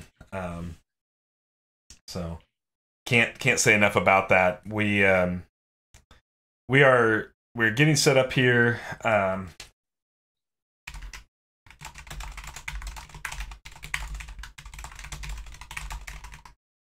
He's asking how we set the timer. Yeah, because it's in the room setup. You can't set it up once you go into the game. Chaos Theory resubbing with that Prime. Thanks, Chaos Theory, man. You're the best, dude. We will gladly take 5 Jeff Bezos dollars from you. That's right. Those are the Bezos dollars. Those are the ones we like to take. All right, so we are set to go here. It's 7:47, so 70 minutes from 7:47. Neil, you do the math for me while I get the. It's 9:57. Thank you. Well, 9:57 my time, so it's 8:57. Yep. If we get to that point, looks like Phillycheaz did get the first player token here. Jumping right in with the Gilder. I mean, I think you should always start Gilder unless you have a reason that you think you need to get the Baron to play right away in race. Because the Gilder obviously has the proactive come into play ability, and also having the unit guard in play before you summon other units is better. Yep. We see him play Owl, which, yep. If you're playing Owl is always the first one. Owls looks a little rough into this Aradel, but maybe Aradel will live with getting Owl to get the Cobra. I mean, right? Like, he's gonna make an Owl here, and Owl in round 1 is so good against these 4-book decks because, especially the Aradel ones, just have very little ability to get additional cards. So all you're doing is you're like, I'm gonna spend a Charm Dice, and you're gonna spend a Nature Class. Yep. Because your Water Blast has to hit this Owl. Absolutely. Yeah. And I think that that's a fine interaction because the player that has the Owl book, like, he's going to make an Owl next turn, and it might not get Water Blast next turn because next turn he'll have cards in hand to discard. You might want to discard or whatever, but you get a little bit extra by you being the one that have the book in that exchange. Yeah. Oh, and here we see the Shepherd. The open first. Shepherd. This is a cheeky open to stop that Water Blast ability on your own Owl. Right. So this makes the Owl. Although with Gilder, better. Yeah, because Gilder Water Blast, you have to kill the Shepherd at this point, right? Like, right. That doesn't leave anything up for the Owl. Right. So I don't know if he'll kill the Shepherd. I think he probably will. Okay. So yeah, he is just firing that off. So he must have a plan. Potentially, he could have a Raptor Herder, because hard removal probably isn't a super big part of what you think the Leo deck's going to do? He doesn't have Raptor Herder in his deck. Well, he could have any ally, I guess is what I'm saying. Right. Yeah, you're right that he could have like a violinist or something as first 5 to discard here and ceremonial back. Yeah, I do like this. I think we're going to see dueling owls here. That Flock Shepherd was a very good play. I mean, it obviously the Aradel got a little bit of his hand, right? Right. Yeah. Which you would expect. Inquisitor is Shufflebus Season 4 champion, so you know that you're going to get a high-level quality play. Philly has been another player that has been in the top realms of Shufflebus numerous numbers of times. Philly's Swiss stats are absolutely bonkers. Yeah, Philly's got the single best Swiss record of all Shufflebus participants, so this is going to be a matchup of minds here. He's so good. And I spent some time talking to him about 4-book going into this season. Sure. Because obviously, like, on top of being great, he also just has piloted 4-book a bunch of times. Right. And, obviously he made the decision that Aradel was better than Lulu, which I wasn't sure about, but obviously a lot of people were because we had 3 Lulus and 6 Aradels. Mm-hmm. And only one of the Lulus was actually like a 4-book. The other ones are like 3-book plus stuff. Chaos Theory coming in hot, saying Philly is his pick for this season's winner. That is a hot take. I think this deck is really good, and I would put my money on this deck is like the most tested of all the 4-books we have in the tournament. So Philly just discards a Fire Archer. Yeah. So this was the thing, is that if Philly called him on the Shepherd, then this is the start. You have like 4-book plus ally. Mm-hmm. Cheap ally to recur, and you may not even need to recur it. Like sometimes Fire Archer just in the bin is the best place for Fire Archer for that late game finish when you need it, right? So there's some potential setup here if he doesn't intend to use it. This and I guess he doesn't have enough dice to do Bear and Mindfog and that. So because he'll play the Bear here, which will take 2 dice. Mindfog will take 2. And so he's got 1 left here. Creeve Dog coming in with a prime sub. More Bezos bucks. Thanks, Creeve Dog. Appreciate it. That's super awesome. You guys are just killing it tonight, and we can't thank you enough for that. We will. I will get with all of you. Chad, I don't know who you are on Discord, so if you can message me on Discord, Shufflebus Jesse on the Discord, I'll make sure I get you your files. Because I don't recognize. Chad, if you look at the list, he actually runs both. His list has 5 books in it. The Cobra and the and the 3-eyed being a flex for. Oh, Bparousis. Okay, thanks. Appreciate it, man. I know who you are now. I just did put the Twitch names together, so. Yeah, so he has the flex, and I think that's a good place to be because there are matchups where Cobra is better than Owl.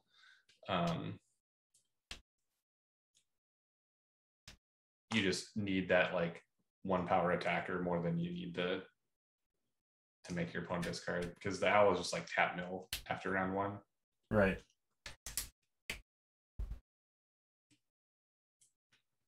So I'm looking here, and Philly actually doesn't have any of the protection stuff. I guess there's Blood Chains and Crescendo as targetable effects in the Leo deck. Mm-hmm. So the Crescendos are turned on big in this matchup. Crescendo is a great card in this matchup for Leo, I'm sure. Yeah, it's going to be a big component of this Mindfog Owl doing things. So we'll see if that's a card that he has started here. Most likely not in a first 5 choice, but without access to a good draw engine.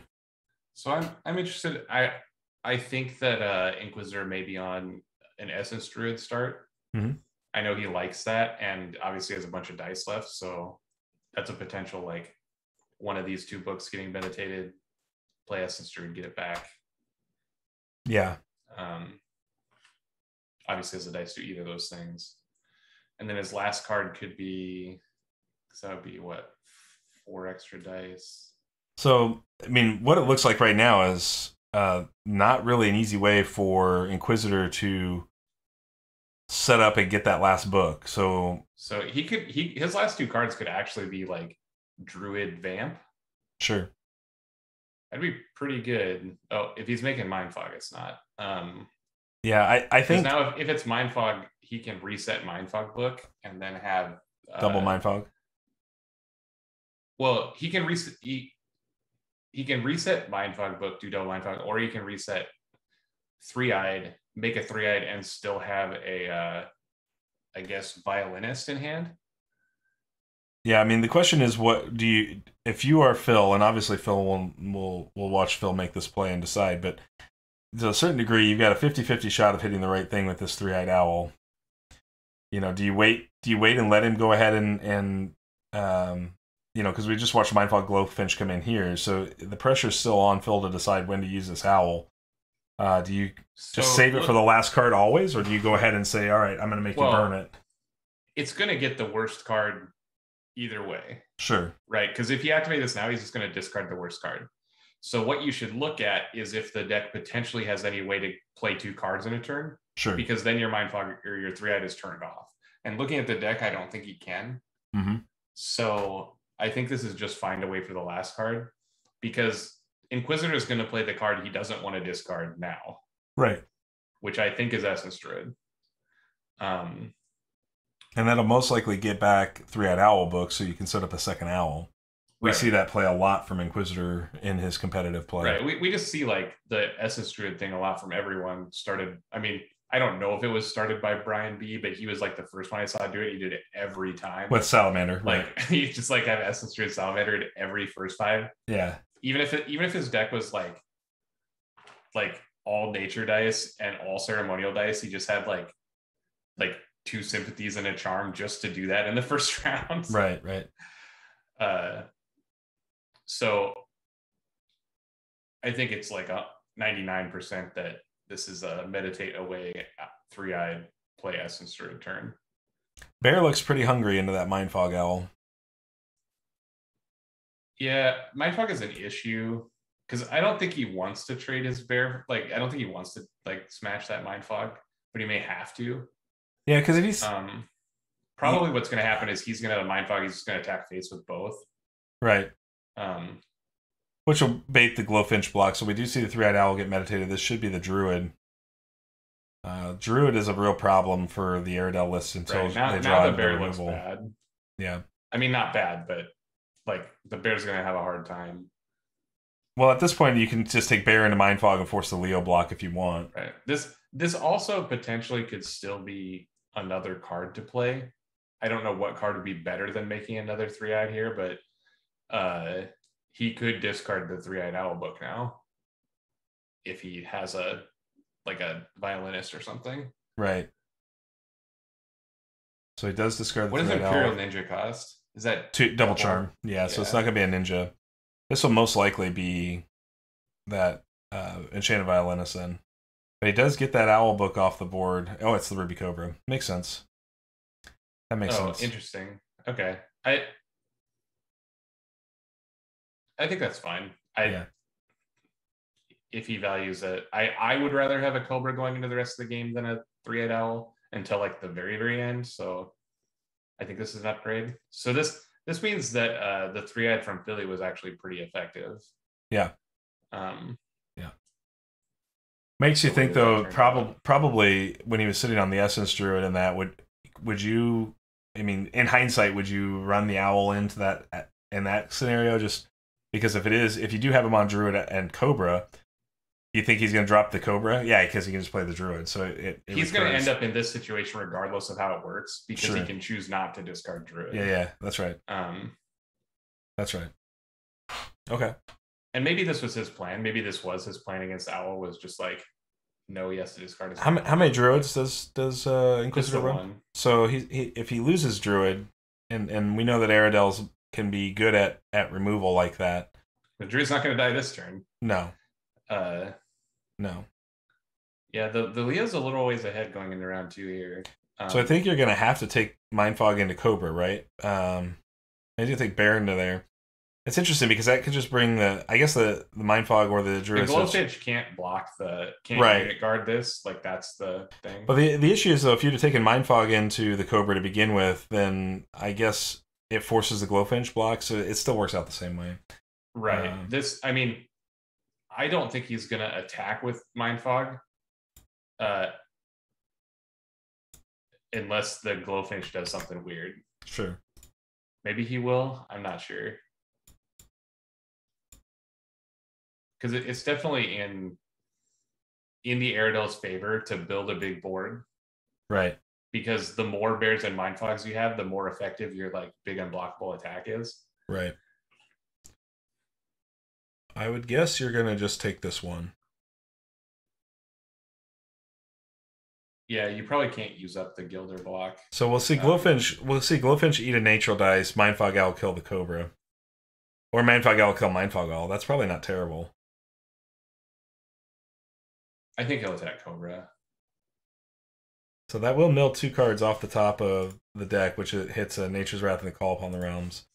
I mean, he just has to let that stuff happen and play as well as he can. Oh, he's attacking 3-eyed. Yeah, that's probably not a bad decision, right? Because it's a long ways to the Cobra really getting there. And 3-eyed puts a lot of pressure on you, and your opponent can't make another 3-eyed until they get a Druid back out. Yeah, so. I think that's fine. Philly knows the matchup better than I do, I'm sure. I think I would have attacked Cobra, but maybe this is better. So here's the so we'll see Gilder block or Aradel block. I don't know which one it'll be. Well, it's both things are going to happen this turn because I assume that like the Essence Druid is also going to try to kill something. Sure. And Philly wants to save all his guys.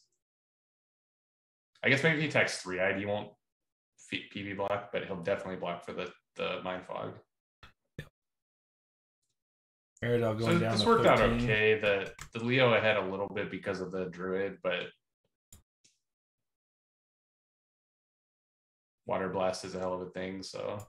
Going to R2 here.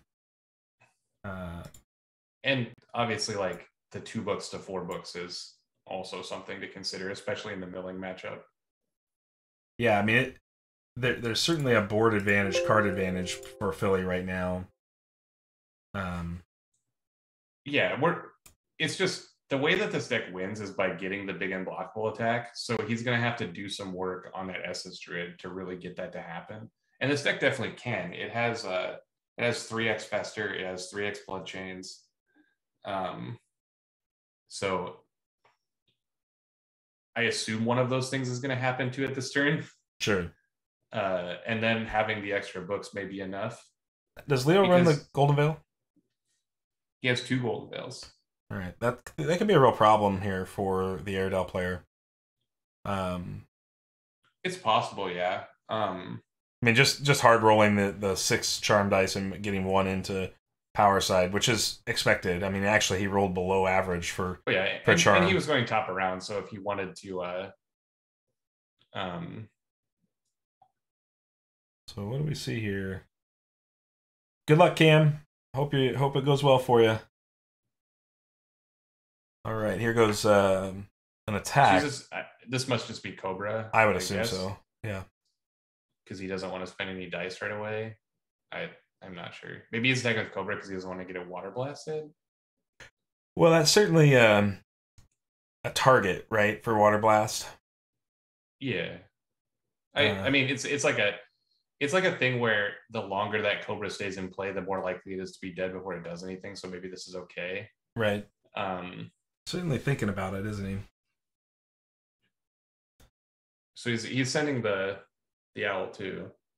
Yeah, I like this attack. I mean, I think you can trade your owl into that pretty easily. Well, he's not going to block with either of his attackers. So we'll see if he thinks that activating 3-eyed is like better than gaining 2 life. Here's my issue fundamentally with leaving both of your attackers up. He can't block the druid's going to eat up something here. So we do see crescendo play. Yep. Yeah. Yep. The classic crescendo play here. Kill the bear. Like I said, the crescendo is a very good card in this matchup. Mm-hmm. Puts 1 on the Cobra. Yeah. It's interesting because that does open up the Gilder to ping there if you want. The Cobra did its job already, so yeah. I think you'd rather have, especially in a world where your opponent has Festers in his deck, like you just want to put it on your guy that you already used. Sure. and the Cobra obviously is less valuable than the Mind Fog. Billy has cleared all blockers, so he's just going to take the 3. He was trying to gain 2 life, but then he realized he can't because you have to block Snake before you block Mind Fog. So if he's going to block, he has to like put his owl on the Snake in front, and then owl on owl. Yeah, I think at this stage, though, I mean, it's still pretty early. I think Phil can probably take this 3. Yeah, it's tough, right? Like, Aradel's life pool is not huge. I agree that I think you're supposed to not block there, but I guess he only really has the Anguish. So yeah, I think you definitely like just take it and hope for the best. Right. The game timer is not visible somewhere, Chaos. They have to finish in They have to finish by 9:57 Central. They did not set the timer before coming into the match, so we're 50 minutes from the end. We're 20 minutes into this match. When we play after this, Chaos, definitely like make the game and put it on there, or remind me to put it on there because I will not remember. Yeah.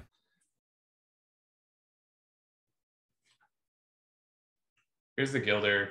So this indicates he has the Fester, I guess. I would think so. I would think you can make Gilder Fester the Druid.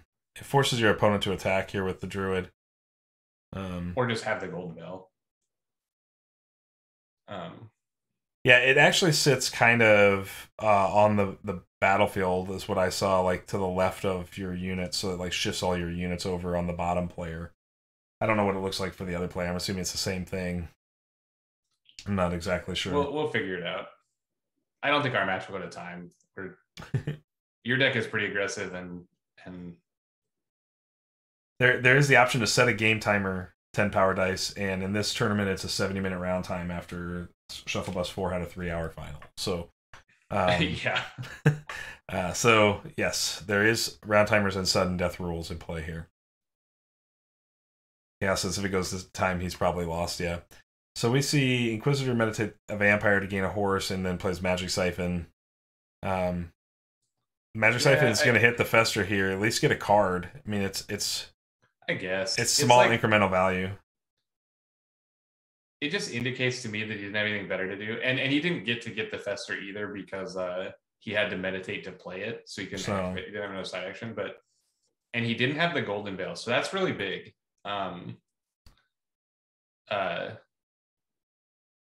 All good, 10. All good, Bill. Bill, we were keeping track for you, and you guys finished with like 20 minutes left, so you had no problem. Yeah.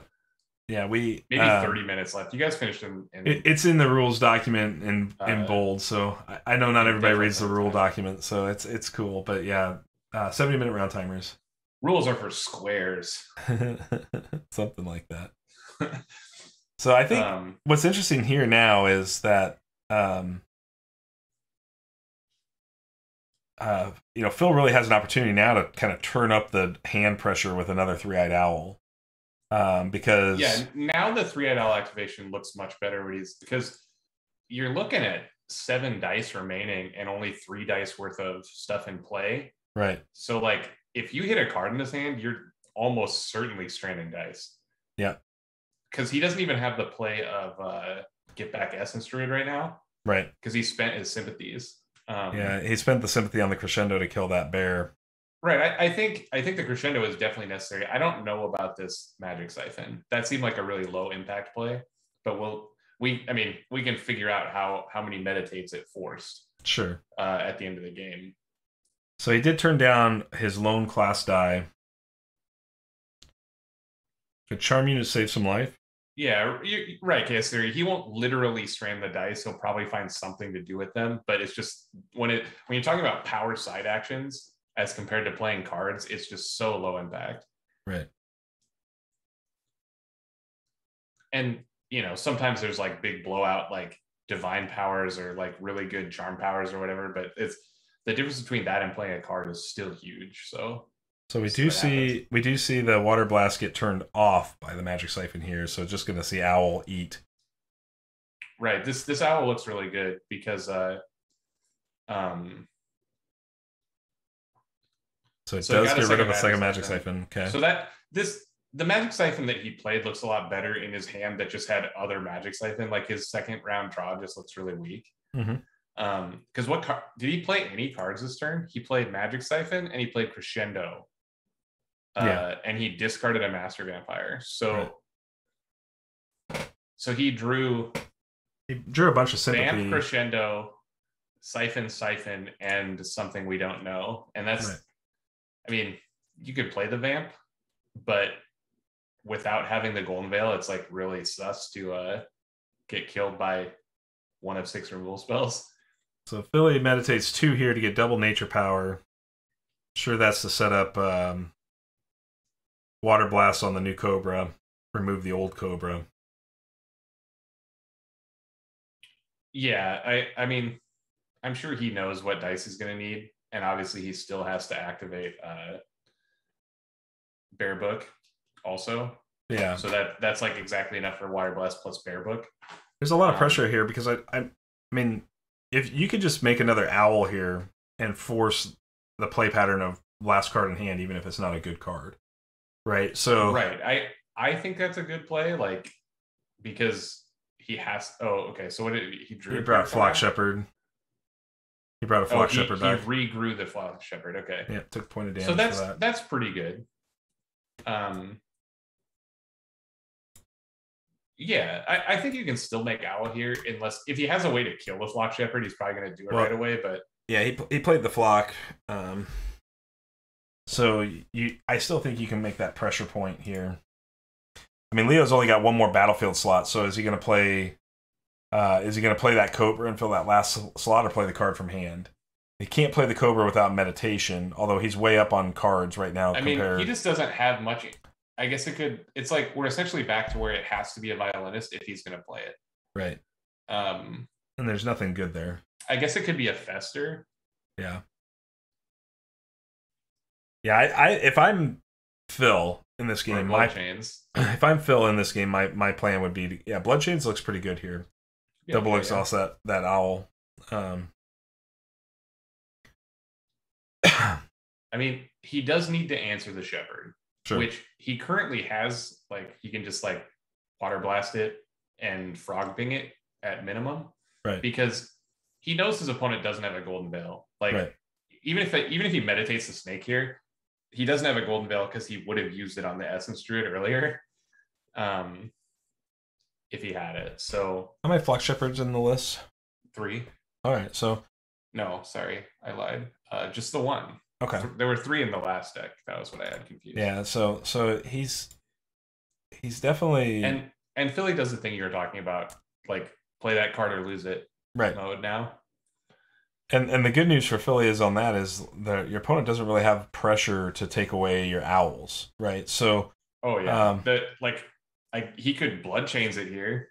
Yeah. But you're like, good job, 3-eyed Owl. You made him discard it and spend a dice. Yeah, most likely you would Bloodchains the Mindfog Owl, right? Because if you Bloodchains here, then the 3-eyed Owl does nothing. Right. Mindfog Owl gets blocked out.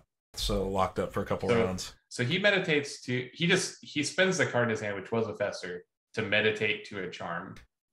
So 3-eyed Owl did exactly what you wanted to do there. Not exactly, because it would have been... like, discarding it to meditate is better than discarding it to nothing. Sure. Because then he would have to meditate off the top of his deck to make the Cobra. Now he makes it just saved him a mill, essentially, was what it did. Phil's way up on dice here. I mean, 7 dice to the 2 on Inquisitor's side. That's what tends to happen on Crescendo turns. When you watch a Crescendo turn or round play out, like whoever plays the Crescendo gets kind of behind in the round after they play Crescendo. You definitely get behind on cards. Cards and dice. It was just, I think, the low power of this draw that put him behind, because he was forced to do something because he couldn't do nothing. And here we see a Gilder block to save an Owl from an Owl. There's some Owl on Owl violence here. It's the Owl violence. It was a tuft of feathers. The Owl ate a mouse. Okay, seems so appropriate. Now there is a Nature's Wrath. I like this Nature's Wrath here. It's Nature's Wrath plus Water Blast will kill the Shepherd. That's good. It really allows Phil to clear the board here, and when he goes top of round next round, because he can get rid of all of the cards in play just through. So Inquisitor passes, not even going to play that Ruby Cobra into this board. That's interesting. I wonder what the upside to not playing it is. Well, I Do think you think he's on second Nature's Wrath? maybe. I mean, second Nature's Wrath is not good for Philly. Like, no, he not want a Nature's Wrath this board. No. So this is a pretty good Enchanted Violinist right here. Getting to mill the other singular Enchanted Violinist out of deck from Inquisitor here. That was Violinist is so good, man. It's super good. Card's really, really good. Eat your heart out, Anchornaut. So he does meditate a little bit here. Phil does. Loses a Return to Soil. That's fine. It's not for this matchup. It's okay to draw, but like 1 damage for 1 dice. He has like 17 other versions of that in his deck. So here's Bear. Most likely we'll see the Cobra come out now. It doesn't matter. He can pass. Like, Philly's gonna like make a Mind Fog. He's gonna attack. Like, you're gonna have plenty of option to make your Cobra. Yeah, I mean, you're looking at, if you want to wait until, you're looking at 6 and 12 damage here on top of round, with Room still on the battlefield.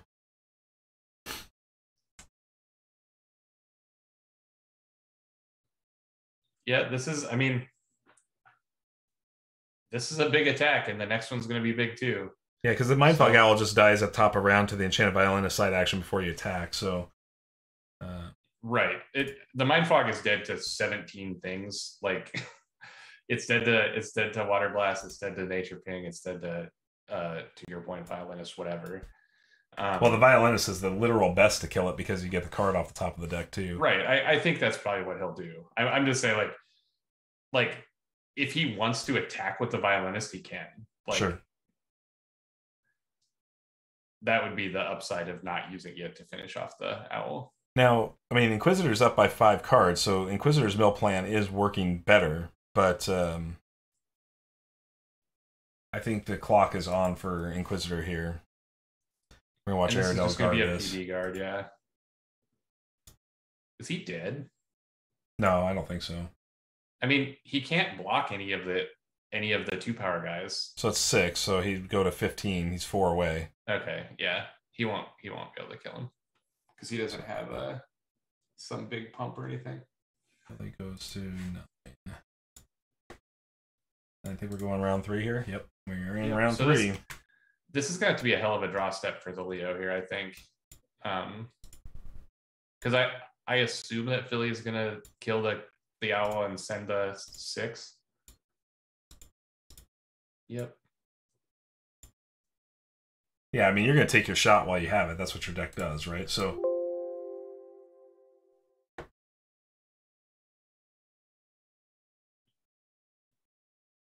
going to get in for 6 here. I'm going to put Inquisitor down to 4. Isn't that time to ask about Molten in the discard? Well, I can tell you, Christian, there is 1 Molten Gold in the discard pile. We do have that. He only has 2, so there's 1 remaining. He's like 50-50, just less than 50-50 to kill him that way. But and then he also just has like guys. Yeah, he's got the Fire Archer still. He's also got the Fire Archer to get it within Molten range. So if he is on Molten, you're going to see. He's not dead to Molten yet, though, is he? He is when he recurs the Fire Archer. The Fire Archer's in the discard from round 1, remember? Yeah. Okay. And the only heal he has is a Master Vampire attack, which won't probably happen. I guess he plays Master Vampire right now. Well, 2 Master Vampires in the bin. Okay. So you'd have to. Yeah, he can't get it back and play it. So he has no heal. So if the play is, well, because there's a meditation involved for Aradel, I guess it would be like meditate up, play Molten Gold, but you also have to meditate your ceremonials so that the following turn you can ceremonial side action and play Fire Archer. Yeah. And Magic Siphon getting used to roll down that nature die. That feels a little premature from Inquisitor here. I I think you do it as soon as you can. Like, it's not his role was so poor already that maybe it's not good because he's going to meditate a bunch. But I just think Magic Siphon essentially had no effect on this game. Mm-hmm. So it doesn't make a lot of difference, right? It's more than it did anything to Philly at all. It was just like a free meditate this round for Leo, for Inquisitor. Sure. So we see Mind Fog. Yeah, that's fine.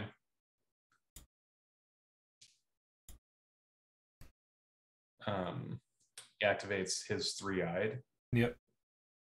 I mean, we could be seeing another prep Nature's Wrath here. That's very possible. Clear the board and open up opportunities for Phil to make more Mind Fogs, make more bears, and win the game that way as well. Well, he could still just like make all of his, or 3 of his 4 books, right? No, even the Mind Fog's maxed out. Mind Fog's maxed out. Because the conjurations are full. Right. Yeah. Not the battlefield space, just the conjuration count is where you're at. So the 1 damage on that Mind Fog is not irrelevant if you're holding a Nature's Wrath right here. Nature's Wrath would be better. He could Gilder himself. That'd be kind of cute. Yeah, I think you take your Nature's Wrath because that opens up Gilder play into the Cobra. Assuming that he has drawn Nature's Wrath. Nature's Wrath's obviously much better, but he has 3 Nature's Wraths in this list. Yes, and they're all 3 in the bin, so there's no Nature's Wrath. Okay. So you might see the Gilder ping the Mind Fog. I mean, he's got 10 dice and 4 untapped books and 5 cards in hand, and his opponent is at 4. So I think he has many paths to victory here. For sure.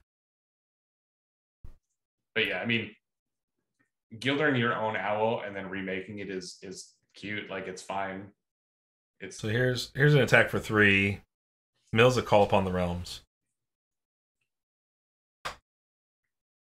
Yeah, the lowest impact card in his pile. Mm-hmm. This is why you shouldn't ever count milling like anything specifically as important, really. No, I just call the other half the time it hits call upon the realms. I just call it out so the chat knows what it is. It's a play-by-play kind of thing, not an actual. And he actually is going to block here with this owl. That's interesting. I think it's fine. Like, frees up the battlefield slots, I guess. The discarding and the milling is not going to be what kills Leo. So gaining a life is fine. Sure. Because he doesn't really need the battlefield slot, but it's just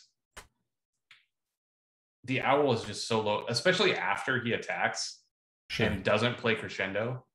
One of the big things in this Leo deck that the owl is actually good against is crescendo, because the discard, like the 2 cards out of your hand as the play of crescendo plus discarding again, then that puts a ton of pressure on the cards in your hand. But since he already attacked, he's not going to crescendo probably. Oh, and actually both crescendos are in the bin.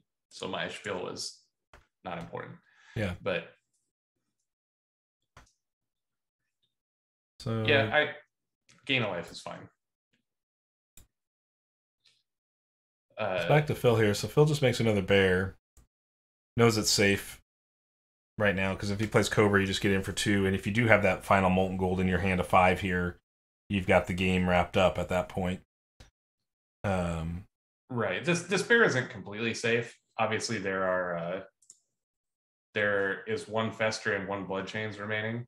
And the Fester, like, it's pretty safe from Fester, right? It'd be difficult for for Inquisitor to get a damage on it and Fester it before you get to attack. But he could Blood Chains it. Does Phil have his own Golden Veil? Because he just meditated into what looks like a Golden Veil. Okay. There are 0 reactions in the Philly deck. So is he just he's just getting ready to summon a Mind Fog maybe? But there's 2 Mind Fogs out. Blood Archer. Blood Archer is saucy. I just really like this card. It doesn't look good into Water Blast, because if he pings, then it gets Water Blasted, but it doesn't look very good into Water Blast Gilder, but you don't have Water Blast Gilder set up, right? So, but you can still Water Blast and then turn off the Archer ability or kill the Archer if he does ping something here. Right. If he chooses to ping instead of Water Blast, that's the downside. How many Golden Veils? There are no Golden Veils left. Leo's played no Golden Veils yet. Oh, he has 2 Golden Veils. So it's very likely he's holding the dice potentially. Okay. Then maybe it's safe. I mean, Blood Archer is a card that like could potentially start stabilizing this for him. Right. Because it both can block bear and it can like trade for a couple guys. Right. But he still has to do more stuff. So. If Phil's holding a Fester, if you Blood Archer here, you just get to pressure a Golden Veil through Fester. And then because I think you would Water Blast first. Well, Water Blast doesn't actually kill it though. Well, if he activates Ping, it does. Sure. So if he played a Glowfinch here instead. Yeah. Because I don't think that you can put yourself in Water Blast range. So I think just having the 3/3 is much better. And if you ping, you have the Golden Veil, and then your opponent knows that you have the Golden Veil because so Philly is really telegraphed. Playing Call Upon the Realms here, gonna get some dice into the colors. It's interesting that he chose to med last turn on his 3rd turn of this round to then go into Call Upon the Realms here. So he must have had a different plan in mind at some point, and then obviously Blood Archer drastically changed it. Right. So, the Blood Archer changed it enough that he just like wants the 3 free meds, and he rolls up a nature power as well as 2 charms here. So what's interesting about this play now is you can nature ping the Archer, and they either have to guard that or they Golden Veil the Fester. He could be holding 2nd Golden Veil just based on dice, where the dice are currently at. Although I still think he wants to play a Cobra here on that last die. Oh yeah, one of those charm decks is going to be a Cobra for sure. I would try to kill it with damage first, because the Fester is more powerful. And you have Gilder Water Blast, so like you Water Blast it, see if he, or you Gilder it, see if he GVs it, Water Blast it, if he GVs then you just have next turn Fester. Yep. That's assuming he has the Fester.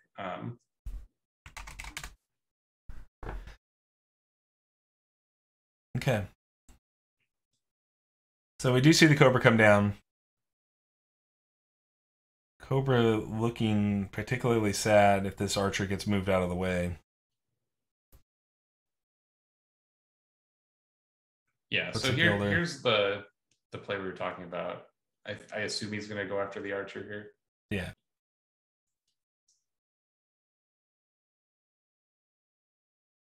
And he does cancel the Gilder ability there. What did he Gilder? Does it say? It doesn't. I assume that's the Blood Archer. Right, I think so too. I was just curious if he was trying to do something else.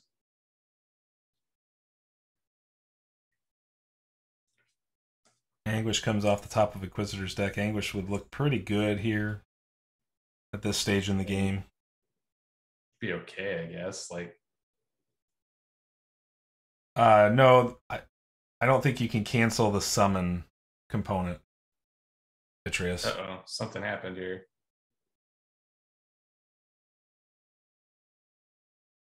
A server error. What does that mean? So you pay for when you play the Gilder. The first part of it is placing the Conjuration on the battlefield. The second part is dealing the 1 damage. So when you cancel the Gilder damage, the Gilder is still in play. And Inquisitor DC'd. Yep.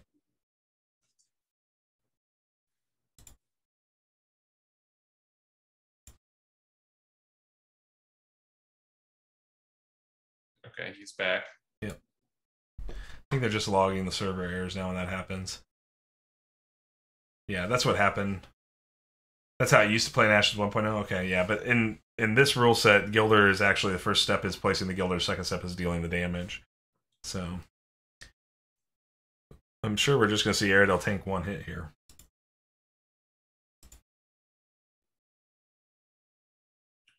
with both Anguishes in the discard pile, you can definitely take one. Right. I missed a damage trigger somewhere there. Sorry. The Aradel's got 7 life remaining. Because he doesn't have any Sympathy Pains or Final Cries or anything. Goes to 10. 6 life remaining on the Aradel.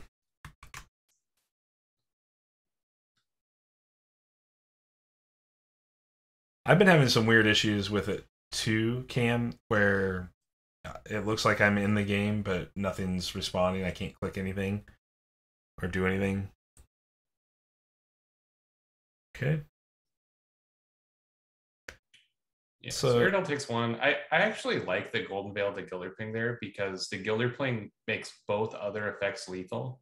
Mm-hmm. But if you Golden Veil the Gilder Ping, then he essentially can't kill the Blood Archer if you have the second Golden Veil, because he'll try to Water Blast it and you'll Golden Veil that, and then I mean he'll have to spend a Frog then on top of that. Like, that is assuming that one of the last 2 cards in his deck is that, but if that's what you think, you've got 1 more battlefield space. You can go Three-Eyed Owl to force a card out here, but you're going to see the Water Blast into this Blood Archer. And there's the Golden Veil. There's the second Golden Veil. Okay, so this is okay. I mean, essentially, Philly is just like grinding out his resources, right? He spent all his dice, spent almost all his cards. And if he has the Fester or the Blood Chains... there's a Return to Soil, deal 1 to the Archer. Okay. So he has turned on the... He has turned on the Fester here. We got about... Can't Golden Veil everything. 25 minutes, that's right. Got 25 minutes left around. I don't think we're going to hit round timers here.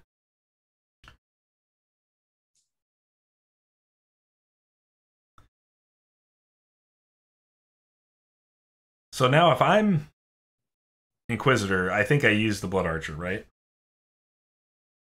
Because you might as well get the Enchanted Violinist off the board. Yeah, I think so. I don't think I'm trying to think of another side action you would want to do, and I don't think there is one.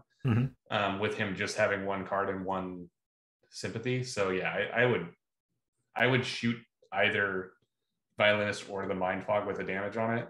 Yeah. The issue with shooting the Mind Fog is it allows Philly to make another Mind Fog, so I don't think you're going to hit the Mind Fog. I think you're... That's true. Resetting the Mind Fog is probably bad, so you could hit the Owl. I mean, the Owl's not a terrible hit. He's just going to hit his own Glowfinch. That's kind of neat. That's a fun play. Gets 2 cards out. I think that's like a concession, kind of. Yeah. Like, yeah. I mean, he knows it's not going to block, so... Right. Well, if Phil's really wanting to open this up and win the game, what he'll do is Fester and Meditate, and then he'll ping his own Owl to make another Owl. And then he's got the 4 damage win. Right. Does he... I'm looking here to see... Yeah, he can play the other Magic Siphon, I guess, is the only card remaining that he could play for 1 sympathy dice. And it's possible that's what he has. Right, which does nothing. Right, because of where we're at in this particular game, you can just meditate your Gilder Book away. I mean, you've got... It's too late for that Magic Siphon to work. There's going to be no fatigue because the game is going to end this round. So he's got 1 card in hand, or 1 card in deck, 2 cards in hand, and 4 books that he can pitch. Inquisitor has conceded. Yep. So he knows that's the end of the road there. And he didn't even have to use the Fester at that point because he decided to ping. He could have just meditated to nature. And Phil immediately leaves the game. Yeah, that was a really interesting game. I think that the Leo's round 2 draw was pretty like abysmally bad. Right. But I don't know how much effect that actually had on the game because he still like activated all his effects, and just like Mind Fog plus Bear is too good against him because he has Mind Fog to block with, but so much of his deck comes from like the Glowfinch, like milling him and gaining him 2 life every time he makes a Glowfinch, and that did not happen this game. Right. Because the Glowfinch had almost no impact on this game at all. Yeah. Yeah, we did talk about it specifically, Christian. Thanks, though. I appreciate it. But yeah, good game by both players. Yeah. I mean, it was a very interesting game, and I don't think it was an automatic lock for Phil, but eventually Phil turned the corner, and I do think that the Leo player was slightly ahead going into round 2. Yeah, like just on board, but obviously like the Aradel deck with 6 removal spells takes that Essence Root advantage away pretty quick, and that's absolutely what happened. Yeah. So. Well, okay, so we are at time. We did get the doubleheader in for round 1 action for Shufflebus. Yeah, and we had nobody come close to going to time limit, right? Which was great. Yep. That Leo deck is played on stream. Christian adds that Leo deck is very scary. Wouldn't be surprised to see Jason win out. No, I think Jason is going to be a favorite in the 0-1 bracket right now for sure with that list. I think Brian B's list at 0-1 is also going to be a favorite there. There's some pretty significant 0-1 players right now, but that's just the nature of Shufflebus these days. On Tuesday's stream where like, every matchup is great, so like there's not going to be just Cam's game is 13 minutes. He went this way, I went that way. I looked, I said, "Where'd who go?" Giving you a little Top Gun reference for you, Cam. And it was over like that.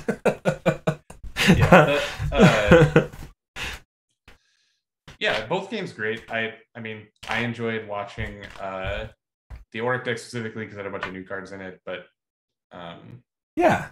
I mean, I think that Orrick. What we learned today was that Frostback Bear is still really good. Absolutely. It was by far the most impactful unit in both games. Yep. I don't think you can ignore the value of Frostback Bear. Even if it's not always perfect in every matchup anymore, it still has many, many good matchups. And many, many scenarios where it does exactly what you want, which is get around a clogged battlefield. You just have to know which units you're ignoring. So... it's fun. It's a good unit. The game needs that kind of unit, I think, and to prevent stall out states where things go to time. So I want to thank Inquisitor and Bill and Josh and Philly for being on. Man, I need to go to bed, guys. It's been a day, but. We will be back Tuesday night. We already have one sign-up match. I'm not sure how that's going to work. See you, Christian. Good luck with your match. I see you getting ready to play fighting. So see you at the Orrick meeting. Yeah, I won't see you at the Orrick meeting. I'm going to go meet with the Noahs. And the bleachers, for sure. So we'll be back Tuesday. There's already one player that has signed up for both Tuesday's stream and Thursday's stream next week.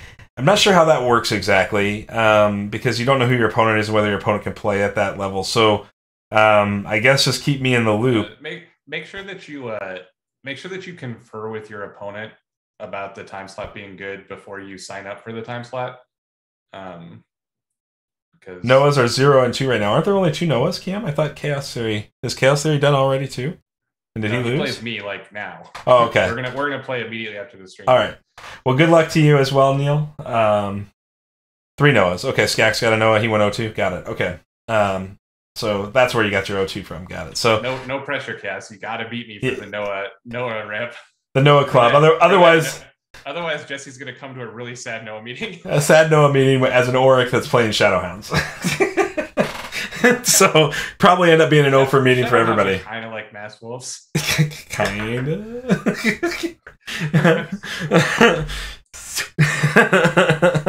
I'm not sweating. I'm sparkling right now. What can I tell you? I'm sweating. It always gets so hot in my little streaming room. Me too. All right. Well, thank you, everybody. It's been a fantastic stream. We had a ton of fun talking with you all. Your guys' games done by Saturday night. Midnight. Right. Saturday night. And then make sure you get them reported in the reporting tool, which is pinned in the chat. And we will be back Tuesday with more Shufflebus Season 5 action. Thank you, everybody. Good night. Good luck with your games. We'll see you.